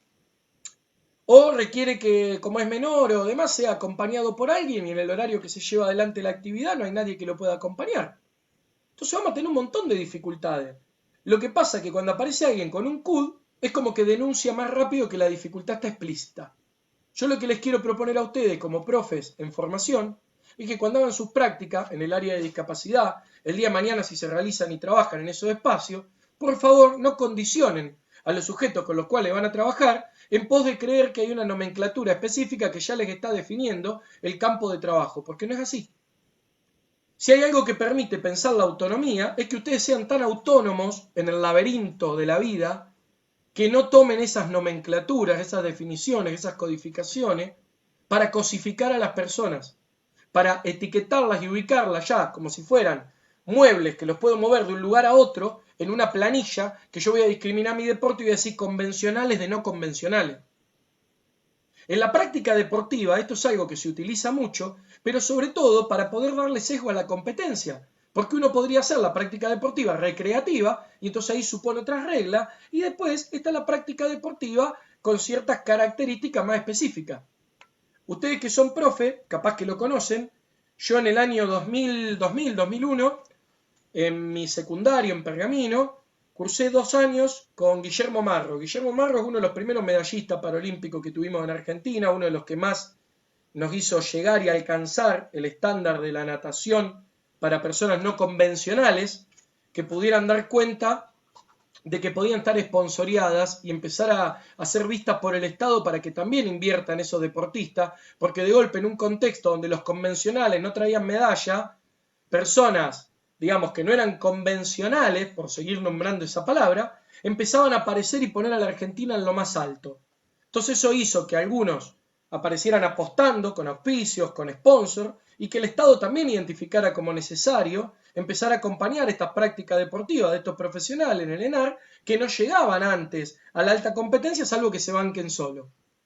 Y ahí empezó a aparecer un poco más claro algunas normativas y reglamentaciones donde se empezó a disponer la práctica deportiva no convencional, un poco más apoyada, soportada y a generar organismos a tales fines. Pero, por ejemplo, cuando Guillermo ganó las primeras competencias, todo era esfuerzo personal. ¿Vieron esta regla que hoy se escuchó mucho en este último tiempo, la meritocracia? Muy mal planteada. Bueno, Guillermo lo acompañó a algo de un ímpetu increíble, una familia que bancó siempre, y después la posibilidad de que algunos apostaran por él. Y eso hizo que luego se fueran generando mayores apuestas. Pero ese caso deja fuera a un montón de otras personas que ese año no tuve la posibilidad de conocer, que quizás no contaron con los mismos soportes, y eso hizo que no funcione, que no lleguen, que no puedan participar o que no abran puertas para otro. Entonces también suele aparecer mucho que en lo deportivo aparece el rendimiento como una variable de ajuste que define para el convencional y el no convencional aquella que es destacado en la disciplina del que no. Entonces a veces nos marea el ejercicio del deporte con las personas que están detrás de ese ejercicio y que eligen hacer una práctica. Nunca hacer tal o cual práctica puede borrar a la persona. Tampoco podemos decir que un excelente deportista entonces pasa a ser una excelente persona. Todas esas diferencias que implican cualificar nuestro pensamiento y abrir el abanico con cómo pensamos y entendemos las cosas, nos va a ayudar a no segregar a aquellos o aquellas que no cumplen determinados estándares, a aquellos o aquellas que no cumplen con determinadas medias, a aquellos y aquellas que no llegan a responder a determinadas situaciones. Entonces, pensar el mundillo de trabajar y formarse para atender a situaciones y escenarios diferentes, da cuenta a que a más apertura tengamos nosotros de construir preguntas y no de querer dar respuesta inmediata a esas preguntas, más elementos vamos a tener nosotros para seguir aprendiendo de esa experiencia que cada uno de ustedes va a tener de manera singular y propia, en donde su historia de vida va a estar atravesada, los valores que ustedes pudieron construir, su experiencia, digamos, de interés, el campo que ustedes puedan elegir y recortar para llevar adelante las prácticas, y algo muy ético que un profe que hace 3 años compartió con nosotros la temporada de verano, en Abriendo Caminos, hizo un laburo, yo diría, de excelencia. Cuando llegamos en febrero y íbamos a charlar de que continuara trabajando con nosotros, él me plantea, che, yo transité con mucha angustia este verano, porque no supe yo qué hacer ante cada pregunta que me fui generando, me sentí incómodo, algo, no es un campo con el que yo pueda trabajar. Y ahí aparece algo que es clave y que atraviesa toda esta charla, y que es la ética. Muchas veces nosotros nos mandamos a hacer prácticas en donde a lo mejor nosotros no tenemos el soporte subjetivo para sostenerla, pero bueno, como todo laburo que uno hace o algo se obliga a permanecer ahí por una necesidad de trabajo, y si no lo hacemos genuinamente con un soporte que apueste a sostener al otro que está ahí, va a ser muy difícil que se puedan sostener ustedes mismos y ustedes mismas. Entonces, algo que está bueno también es poder recortar qué puedo yo y de qué manera yo puedo ayudar a que otro también pueda realizar o hacer tal o cual actividad. Sea desde un lugar de educativo, sea de un lugar, digamos, de formación, sea de un lugar de enseñanza específica de un deporte, de un entrenamiento específico, dirigiendo un grupo, supervisando a otro. Y por otro lado, ningún profesional puede recortar solo el total de la experiencia de una persona. Por eso siempre trabajamos con otro. La interdisciplina no puede ser un discurso vacío, tiene que ser una práctica concreta, real y material. Para que eso sea posible, nosotros tenemos que estar abiertos a que los otros profesionales, cuando nos aportan algo y cuando nosotros aportamos a esa construcción de discurso, realmente nos dejemos penetrar por eso que los demás nos comparten. O sea, nosotros vamos a poder optar autónomamente. Recuerden que les planteé que la autonomía tiene que ver con contar con mucha información y tener la posibilidad de nosotros tomar esas decisiones. Nosotros nos vamos a poder hacer cargo de tomar decisiones si escuchamos toda la información que está disponible también. Entonces, cuando laburemos con otros profesionales, démosle lugar siempre a su palabra. Siempre. Y lleguemos a acuerdos o desacuerdos a partir de poner en cuestión lo que estamos pensando. No nos guardemos lo que estamos pensando. Acá algunos compañeros ponían, a ver, por un lado, el problema que tenemos nosotros como docentes es que esperamos que todos los alumnos respondan de la misma forma a los estímulos que damos, cuando en realidad nadie se adapta ni aprende de la misma forma, sea una persona con discapacidad o no. Tal cual, estamos de acuerdo. A ver, más arriba decía Facu, sin poner etiquetas de yo creo que es un conjunto de cosas ver, cómo se relaciona con los demás, cómo reacciona a tal estímulo y demás. Está bien. Ricardo había puesto antes, a través de la experiencia positiva y negativa, alguien piensa y actúa de un diverso modo en una circunstancia concreta, como pregunta. Después más abajo decía, es muy común llamar convencional y adaptado en el ámbito del deporte, soy guía de un no vidente exjugador de los murciélagos y se suele llamar así, tal cual. En la práctica deportiva ha sido de esta manera. Hoy cuando la compañera decía el ejemplo de que la ropa, hay lugares de ropa para personas con talles grandes, en todos los ámbitos de alguna manera nombramos las cosas. No es el problema cómo lo nombramos únicamente, sino qué contenido le damos, qué carga le ponemos a esa forma de nombrar. Porque nosotros podríamos hablar políticamente correcto, yo hoy podría haber hablado todo el tiempo como les alumnes y un montón de cosas que si no me sale de manera natural, caigo yo en un propio juicio de que a lo mejor me equivoco. Yo estoy deconstruyéndome todo el tiempo y construyéndome y buscando elementos para ir ayornándome a los nuevos contextos, las nuevas situaciones que se van dando y los nuevos empoderamientos de distintos colectivos y sin embargo no tengo todo resuelto en el inmediato. Yo podría hablar súper prolijito y que nada de eso se exprese en mi práctica. Nos tenemos que preocupar menos a veces por cómo nombramos las cosas para llegar a nombrarlas de la manera correcta y poder incluir a todos en esa forma nominal y demás, pero ser muy respetuosos de cómo nos relacionamos con las personas. Porque algo que inaugura y que para mí es clave es cómo nos relacionamos realmente y en qué lugar ponemos a las personas. Entonces guarda que no hay que hacer únicamente una práctica del discurso. Hay que hacer una práctica en la cual el discurso sea coherente con nuestras acciones. Y no desde un lugar moral, sino desde un lugar ético. La ética tiene que ver en que si nosotros planteamos que ante determinadas situaciones vamos a responder de tal o cual manera, después podamos dar cuerpo a eso. Ahora bien, también nos tenemos que ayornar a distintas situaciones y tenemos que tener la capacidad de poder saber que en un escenario determinado nos toque ocupar determinado lugar en donde haya algo que no podamos resolver. Muchas de las preguntas que ustedes hacen yo no las puedo contestar hoy o no las puedo resolver porque realmente no las sé. Y no hay nada más ético que decirle a alguien no sé qué hacer o discúlpame, nunca trabajé con alguien con estas características, me voy a informar. Miren la diferencia que hay entre decirle a alguien, mira, no te puedo aceptar porque yo la verdad que no tengo ni idea qué hacer con vos, a decirle a alguien, déjame pensar si puedo construir elementos para poder trabajar con vos. El posicionamiento, déjame pensar, no es una garantía de que a partir de la semana que viene yo a vos te doy una respuesta. Muchas veces nosotros nos vemos interpelados a dar una respuesta en la cual eso va a definir nuestro futuro, la manera en la que somos como profesionales. Y hay situaciones y escenarios, como bien me decía este colega de ustedes en formación, el ya graduado, decir, che, yo sentí que no tengo cuerpo para trabajar en discapacidad y la verdad que no me siento cómodo por mis propias dificultades y prefiero no hacerme cargo de este lugar. Y nosotros en el equipo valorábamos que era una persona que lo podíamos acompañar un poco más en su formación, pero que se había comportado de una manera muy ética durante todo el verano. Sin embargo, él se corrió porque no se halló a gusto o cómodo. Y eso es súper importante. Sí, decime, Ricardo. Sí, iba a agregar que muchas veces en nuestro afán de querer dar un buen consejo o ayudar al resto, terminamos como sacándolo del camino correcto. Ojalá no pase nunca, pero intentamos hacernos intentamos darnos de que sabemos bastante, pero la otra persona lo interpreta de esa manera o lo puede interpretar de manera diferente, cosa que no está mal, porque todos interpretamos distintas cosas. Sí, de hecho, a ver, ustedes pueden no acordar con lo que yo estoy diciendo y sería un proceso alucinante e interesante, porque en algún punto cada uno tiene que poder formar un pensamiento en el cual después se pueda sostener. Si uno anota y pone, cuando yo lleve adelante una clase voy a tener que incluir a todo, lo tengo que hacer de esta manera, y hace una receta, pero no está identificado con esa receta, es muy difícil que lo pueda llevar adelante. En algún momento trastabilla. No se juega de memoria, no se hace de memoria. Solo juega de memoria el que lo está disfrutando.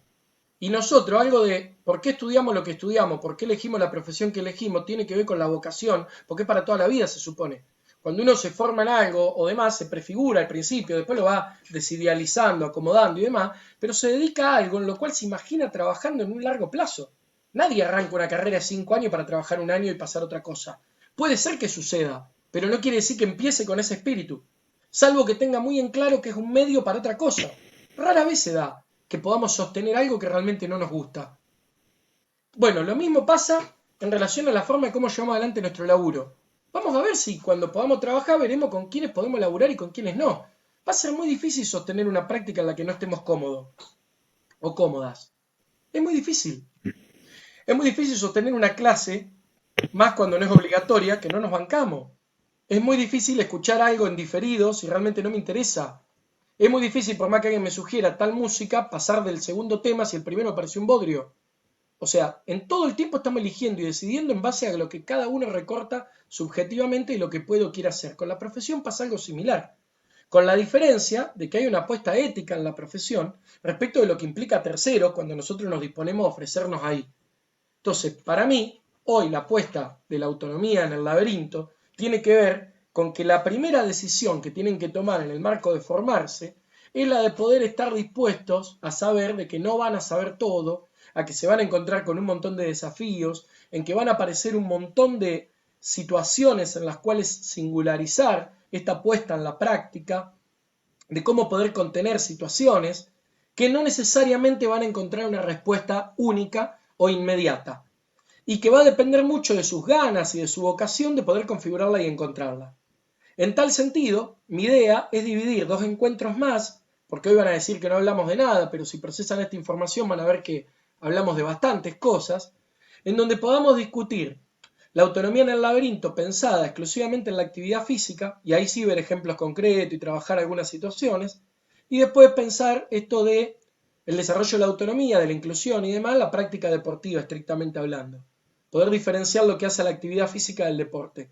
Hoy ustedes nombraban muchas veces como ejemplo obesidad, no sé si es que están viendo alguna materia o algo donde eso los interpela, o el individual, alguna estaba interpelado, pero piensen esto.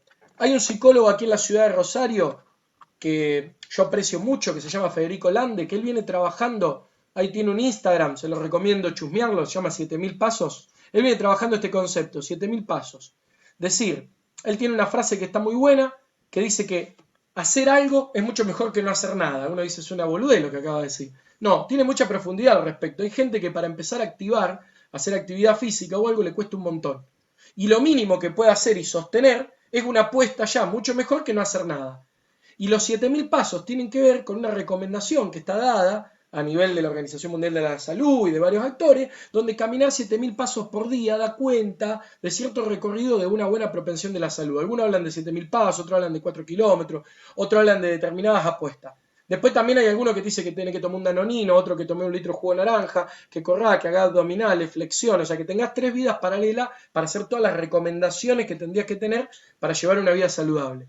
No hay que caer en los extremos, pero hay ciertas situaciones que son interesantes. Conceptualmente, poder hablar de actividad física, de hecho yo me voy a valer muchas cosas de un libro que él escribió para elaborar el encuentro que viene, tiene que ver con poder entender de que para algunas personas activar ciertas situaciones desde lo recreativo, desde el ocio y del tiempo libre, hacen y construyen a su salud, pero también lo ubican en un lugar que es mucho mejor que realmente no estar identificando que no hacemos nada. Hay muchos que te dicen, no, yo soy muy vago, no hago nada. Y capaz que después te cuenta que lo único que puede hacer es, no sé, ir a ver películas en un contexto que esto se puede, pero que va caminando y el cine le queda a 10 cuadras de su casa. Y bueno, hay un día a la semana que activa. O capaz que te cuenta que va de la novia o del novio, o del amigo o de la amiga que queda a 6 cuadras y que es un departamento de escalera y que vive en el tercer piso y que sube, que se agita y qué sé yo, pero está haciendo el ejercicio donde encima quieren ir al kiosco a comprar factura y vos le decís, de factura, pero suben y bajan 3 o 4 veces la escalera. Hay muchas veces que no registramos que todo el tiempo estamos ante la actividad física y no detectamos lo importante que es hacerla, pero tampoco detectamos todo el tiempo de lo que hacemos. Para hablar de un registro genuino de que la persona a veces, antes de ponerle por delante un objetivo particular que parece lejos e inalcanzable, reconocerle todo lo que está haciendo en el cotidiano. Si ustedes se ponen a ajustar lo que cotidianamente hacen, probablemente estén haciendo esos pasos diariamente. Hoy en cuarentena un poco más difícil, quizás más movimiento de clic con el dedo, los que estén logrando los 7000 clics, pero en algún punto vamos teniendo distintos recorridos que podemos empezar a reconocer situaciones donde podemos trabajar con las personas desde lo que es la actividad física, para resignificar el ocio y el tiempo libre y poder imaginarnos cómo a alguno le podemos dar recomendaciones que se expresen en actividades que disfruta. Porque repito, hacer algo tiene que estar dado desde el orden del disfrute. Si no se pone algo del disfrute en ese lugar, es muy difícil. Por otro lado, es distinto cuando quiere aparecer alguien en la práctica deportiva, pero no están las condiciones suficientes físicas, no tiene el estado físico adecuado para iniciar. Yo les cuento, yo el verano pasado arranqué con 101 kilos, me agarró una depresión, una amargura terrible, porque para mí era romper la barrera de los 100, y venía esquivándole el bulto hacia rato hasta que llegué, la superé, 101 kilos, y me agarró mucha angustia. No el verano del 2019, sino 2018 para el 2019. Entonces me propuse adelgazar sin dejar de comer. Y es difícil adelgazar sin dejar de comer, sin dejar de tomar. Yo quería seguir mi vida normal, pero adelgazar. Porque yo quiero ir al parque y no agitarme si voy con mi nena, o si corría un bondi y no agitarme, o si me subía a la bici y no transpirar tanto. Y eso me llevó a hacerme un chequeo médico, qué sé yo, y enterarme que, bueno, que tengo hipertiroidismo. Pero más allá de eso, que mi hipertiroidismo figura al revés de todo el mundo, el beneficio secundario de todo el mundo, que adelgazar, en mi caso, no hacía mella y aparecían otras cosas. Entonces también estrés y muchas cuestiones. Me propuse correr. Entonces me anoté y me inscribí en la maratón de Central Córdoba y corrí el anteaño pasado la de 8 kilómetros. Para poder llegar, me entrené durante 5 meses, sistemáticamente, todos los días. Yo vivo a la vuelta del Parque Irigoyen, salía a caminar primero, porque me tiré hace 4 kilómetros y casi me muero, porque no tenía el estado físico para hacer 4 kilómetros. Entonces casi abandono. Dije, no, tengo que hacer otra cosa. Odio el gimnasio, no pienso ir al gimnasio, entonces no quería arrancar por ahí. Y un compañero de laburo, profe, me dice, yo te entreno. Entonces nos juntábamos en el único horario que teníamos disponible los dos en común, a las 6 de la mañana. En verano está bueno, nosotros lo hicimos durante mayo, junio, julio y agosto. Todo el invierno del 2018 para el 2019 entrenamos en el invierno y íbamos 3 días a la semana al Parque Irigoyen con el convencimiento de que yo tenía ganas de correr y llegar a la maratón, y empecé a entrenar. Y él indirectamente trajo unos elementos, yo no sabía qué era, me enganchó unos elementos, me hizo hacer una entrada en calor con elementos, otro día trajo otro, cuando me di cuenta casi no corría nunca y estaba haciendo 30, 40 minutos de ejercicio distinto, mediante el juego, traía el juego del 1, me hacía correr, pasaba por la escalerita y jugábamos 2 partidas de 1 y me hacía correr. Entonces me dijo, esto es coordinativo, me empezó a explicar cosas, hablábamos, leíamos, charlábamos, hablábamos al pedo. Lo hice tan disfrutado que en un momento no me di cuenta que estaba entrenando.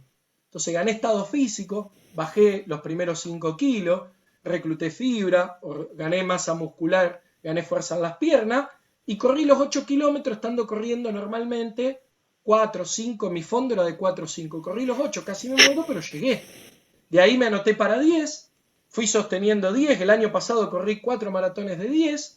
Y ahora hace 6 meses que no corro, tengo que recuperar porque me cuidé y respeté la cuarentena, pero había logrado algo que fue interesante para mí, que es que mi amigo me dejó de acompañar y yo empecé a entrenar solo yendo a las 6 de la mañana al parque, algo que no hacía, porque le encontré el gustito.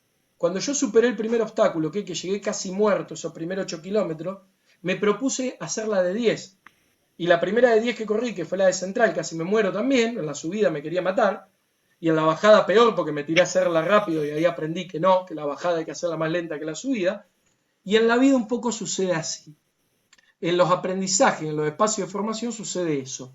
Hay que saber regular. Y cuando estamos frente a un grupo hay que saber regular el tiempo y la ansiedad y las ganas. y hay que saber regular con qué equipo uno cuenta.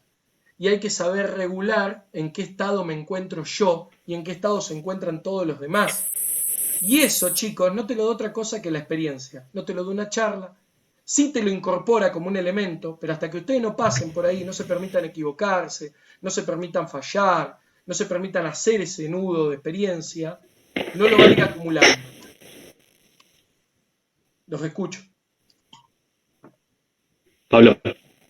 Sí, quería hacer un aporte, pues, algo bastante que ofrece muchas discrepancias y no tiene mucha lógica, que te recomiendan comer tal cosa, hacer un tiempo determinado de actividad física, los nutricionistas sobre todo y los doctores, pero hay otros planes dietéticos y nutricionales que dicen comes 8 veces por día y dormís 3 o 4 siestas. Te pongo un ejemplo, Cristiano Ronaldo come 8 veces por día, sepamos qué, no sabemos qué, y duermes 5 siestas por día.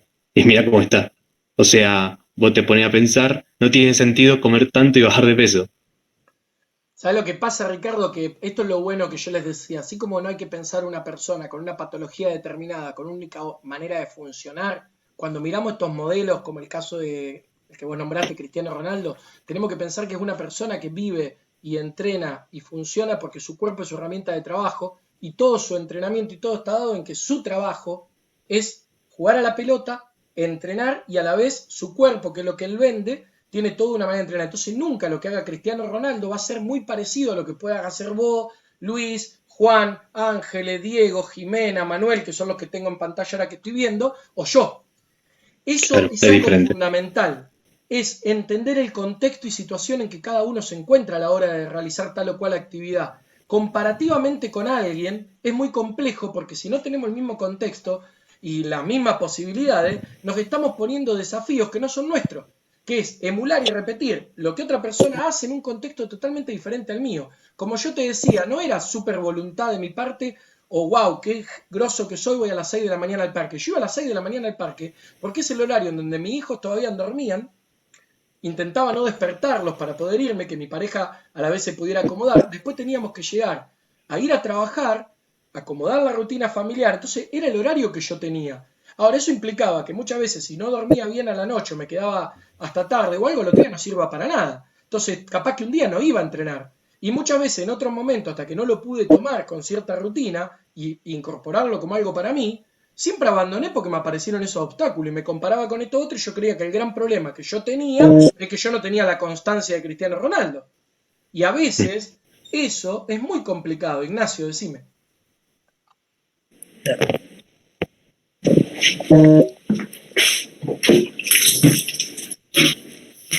Profe, ¿se podría decir que lograste la autonomía cuando dejaste de ir con el profesor?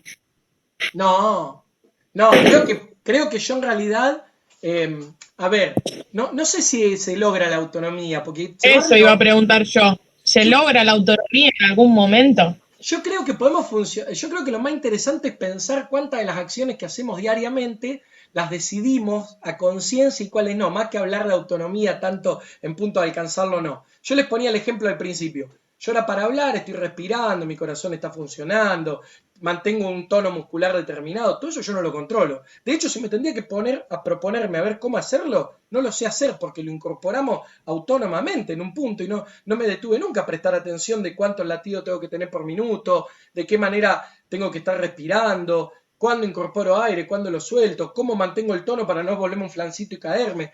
Todo eso aparece de manera, digamos, involuntaria, no lo estoy decidiendo yo, pero está.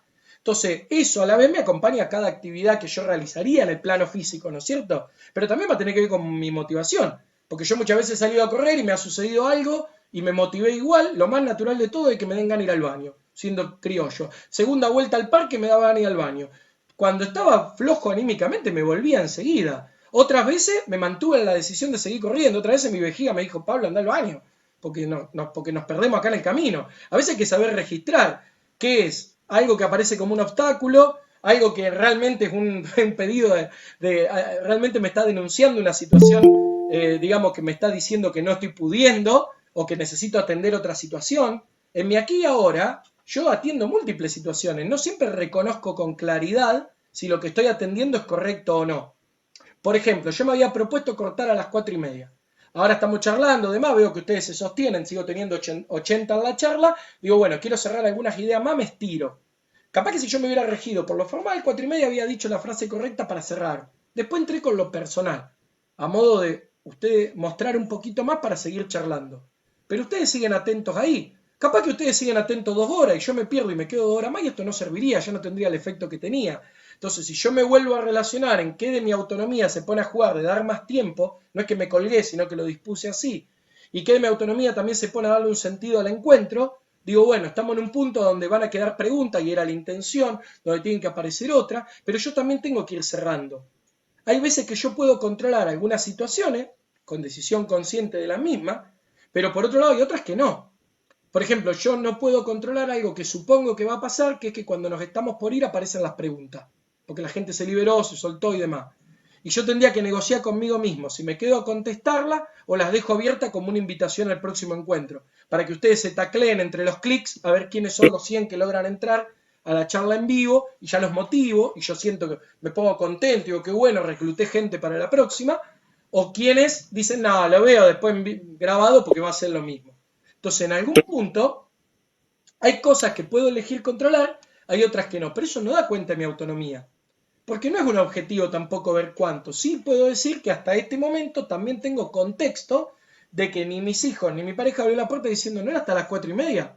Entonces eso también se posibilitó. Otro está bancando mi lugar acá. Otro está permitiendo en el contexto de mi casa que yo siga acá.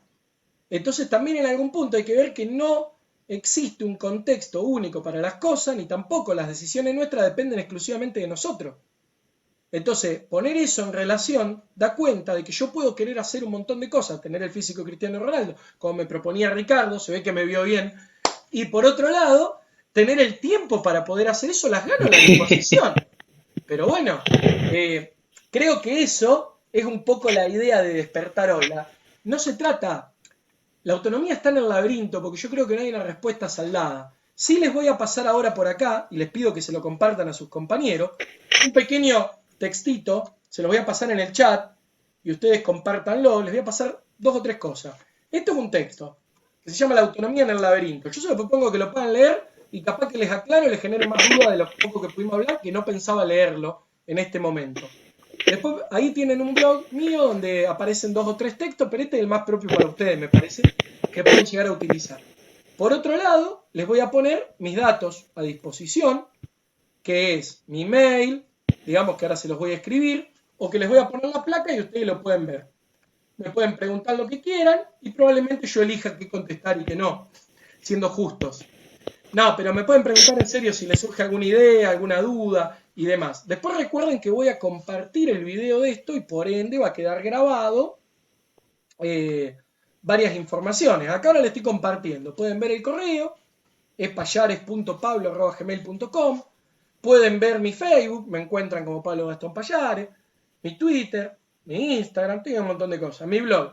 Y después no les voy a pasar mi canal de YouTube, porque básicamente cuando les pasen la charla van a tener mi canal de YouTube. Entonces hice todos mis chivos. No, en realidad ahí van a encontrar un montón de entrevistas que le hice a profesores de educación física y a psicólogos que trabajan también en el área del deporte, de la cual les voy a recomendar 2, que una es la de Federico Lande, que justamente trabaja esto que les decía de la psicología de la actividad física, y la otra es la de César Palmieri, que es el psicólogo de Unión de Santa Fe, y está muy bueno el trabajo que lleva adelante y que hace ahí en el club, donde probablemente les puede servir a ustedes para ver cómo trabajamos los psicólogos que se inclinan y laburan en el área deportiva. A pesar de que ellos 2 trabajan desde la terapia cognitiva conductual, que no es mi enfoque. Mi enfoque de laburo es desde el psicoanálisis y hay muchas diferencias. Sin embargo, me parece muy válida la experiencia de estos compañeros, muy interesante, por más que no sea mi posición ideológica, pero creo que en algún punto es muy serio su laburo y me gusta difundirlo y me parece que está bueno que lo chusmeen.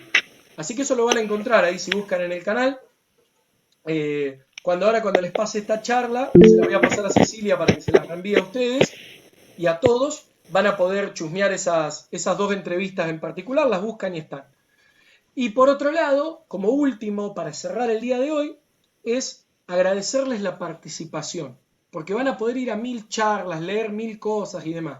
Pero si no se implican ustedes en el proceso de preguntar, de dudar, de contrariar, de no estar de acuerdo y demás, no se van a llevar nada a ustedes de la experiencia. Y si van a invertir tiempo en un lugar, háganlo con la irrespetuosidad suficiente de molestar bastante. O sea, metan muchas preguntas, porque hay personas que tienen el vicio que tengo yo, que es que arrancamos a hablar y no paramos. Entonces ustedes tómense el laburo de meternos trabada en el medio y invitarnos a pensar, ¿sí? Yo voy a hacer el ejercicio de los encuentros siguientes, hablar menos y escucharlos más a ustedes. Pero en algún punto el disparador para hoy es eso. Era decir que la autonomía en el laberinto tiene que ver con configurar estas estrategias que hacen a que nosotros configuremos una posición en nuestro trabajo y no necesariamente a tener respuestas. Una buena posición es estar disponible a generar preguntas y siempre tomar como válido los aportes que nos hagan. Las preguntas, las devoluciones, las inquietudes, desde cómo hacer algo en particular que yo no esté de acuerdo, nada. A ver, estamos viendo tenis, el saque así, así, hay que escuchar a la persona cuando plantea por qué lo piensa de otra manera. Porque a lo mejor eso nos puede ayudar a nosotros a configurar otra forma de dar un parecer, de enseñar, de plantear algo. Y me parece que ahí aparece la riqueza de cómo nosotros nos proponemos aprender y fomentar también en otro que aprenda, que crezca, que produzca, porque en algún punto es una invitación constante a que la experiencia nos atraviesa a todos. Y entrar al laberinto, a la autonomía, es saber que nosotros también estamos adentro, no estamos afuera con la respuesta. Nosotros permanecemos dentro y estamos dando vueltas y buscando determinadas maneras de transitarlo y haciendo esta diferencia de pasarlo. Nosotros quizás podríamos pasar ingresando y saliendo y que nada del registro de esa experiencia quede ahí, y bueno, es otra opción más de hacer estas cosas. Así que nada, chicos, si no tienen ninguna pregunta más, no sé, voy a mirar el chat por las dudas. A ver, bueno, les agradezco los saludos, me parece que no son suficientes. En relación a lo que yo hice no es suficiente para que me saluden tanto. Y en algún punto yo les quiero agradecer a ustedes, a todos los que estuvieron del durante, los que pudieron perdurar hasta el final, y los que respetaron el horario, que también hay que ayornarse a los horarios y los encuadres de las cosas. Si alguien más quiere preguntar algo, decir algo, lo escucho.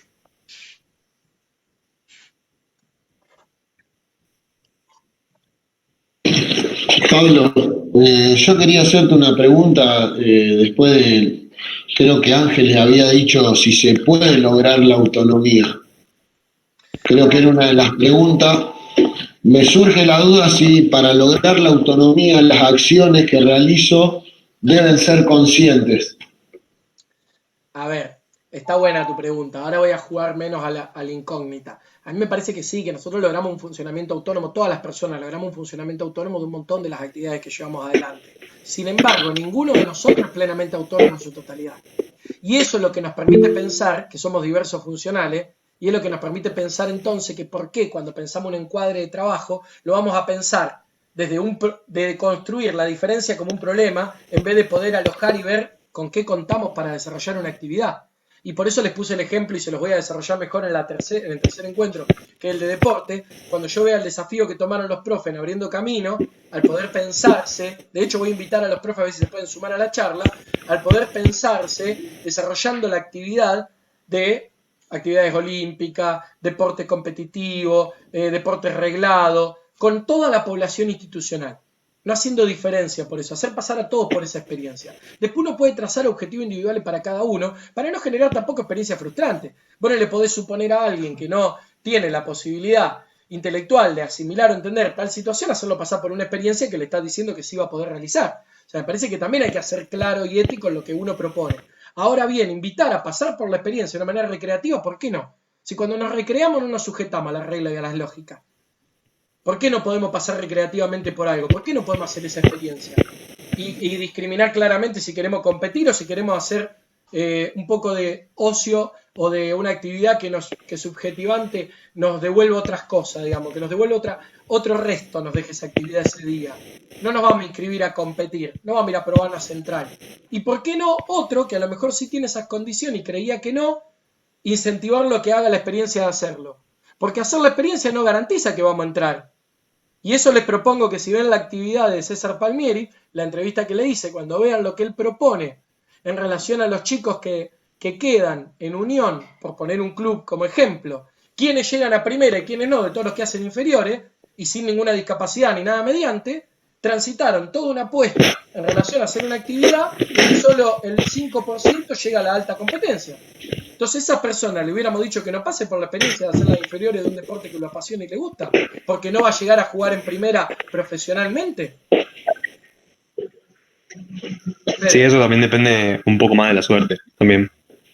Sí, disculpa, Pablo. Dale. Sí. También hay que hacerlo pasar por esa experiencia, pero también hay que ir preparándolo para el día de mañana le digan que él no va a poder, en este caso hablando de fútbol, como nombraste Unión, no va a poder jugar en la primera de Unión o en la primera de un club. Creo que fue el año pasado, o hará 2 años más o menos, un arquero lo dejan libre, no recuerdo bien el club, no sé si fue Aldo Civi o Defensa y Justicia, un club de eso, y el arquero se suicidó a la semana que lo dejaron libre, obvio. Hay que hacer un análisis. Por eso Fede, está muy bueno para que lo pensemos, y eso lo vamos a retomar en el tercer encuentro, está muy bueno para que pensemos juntos que cuando ofrecemos una actividad que responde a ciertos objetivos, hay que tener muy en claro aquellos que transiten eso, la gama de posibilidades que suceden. Lo peor que sucede en las competencias formales y en algunas actividades que están muy regladas por lo económico, es que muchas veces se pierde que atrás hay personas y solamente se persigue el logro deportivo. Y entonces ahí en el camino no se acompañan los procesos de formación. Y hay que acompañar los procesos de formación de todos los chicos. Y mucho más, la responsabilidad es muy grande cuando trabajamos con menores. Y es muy importante que todos lo tengan en cuenta. Y no la responsabilidad en una institución del psicólogo, una responsabilidad del conjunto del equipo de trabajo. Ni tampoco del propio. Tal cual. Más cuando hay muchos intereses económicos. En ese momento, cuando el chico debe haber estado ahí, debe haber atrás de él un montón de gente debe haber estado. Que cómo está, que esto, lo otro, si necesitaba algo. Y el día que le dijeron de ese club que no lo tenían más en cuenta, lo más probable es que toda esa gente no haya estado más. No lo haya apoyado como lo apoyó durante esa experiencia que vos decías antes. Por eso yo les digo que se tienen que sujetar a la relación de contexto. Por eso no podemos pensar las situaciones de las personas sin pensar el contexto en donde se desarrollan. Y cada persona tiene un contexto singular y propio. Bueno, por el día de hoy son las 5 menos 5, me extendí un rato más. Les quiero agradecer la participación a todos. Disculpen la extensión a los que se quedaron. Y nos reencontraremos en los encuentros que vienen. Igualmente les dejé mi medio de contacto para que podamos, cualquier duda, inquietud o algo que tengan, estamos abiertos a contestar otras cosas de otra manera, ¿sí? Muchas gracias. Dale, Muchísimas gracias, Pablo. Nos estamos viendo. Gracias. Chao, Pablo, gracias.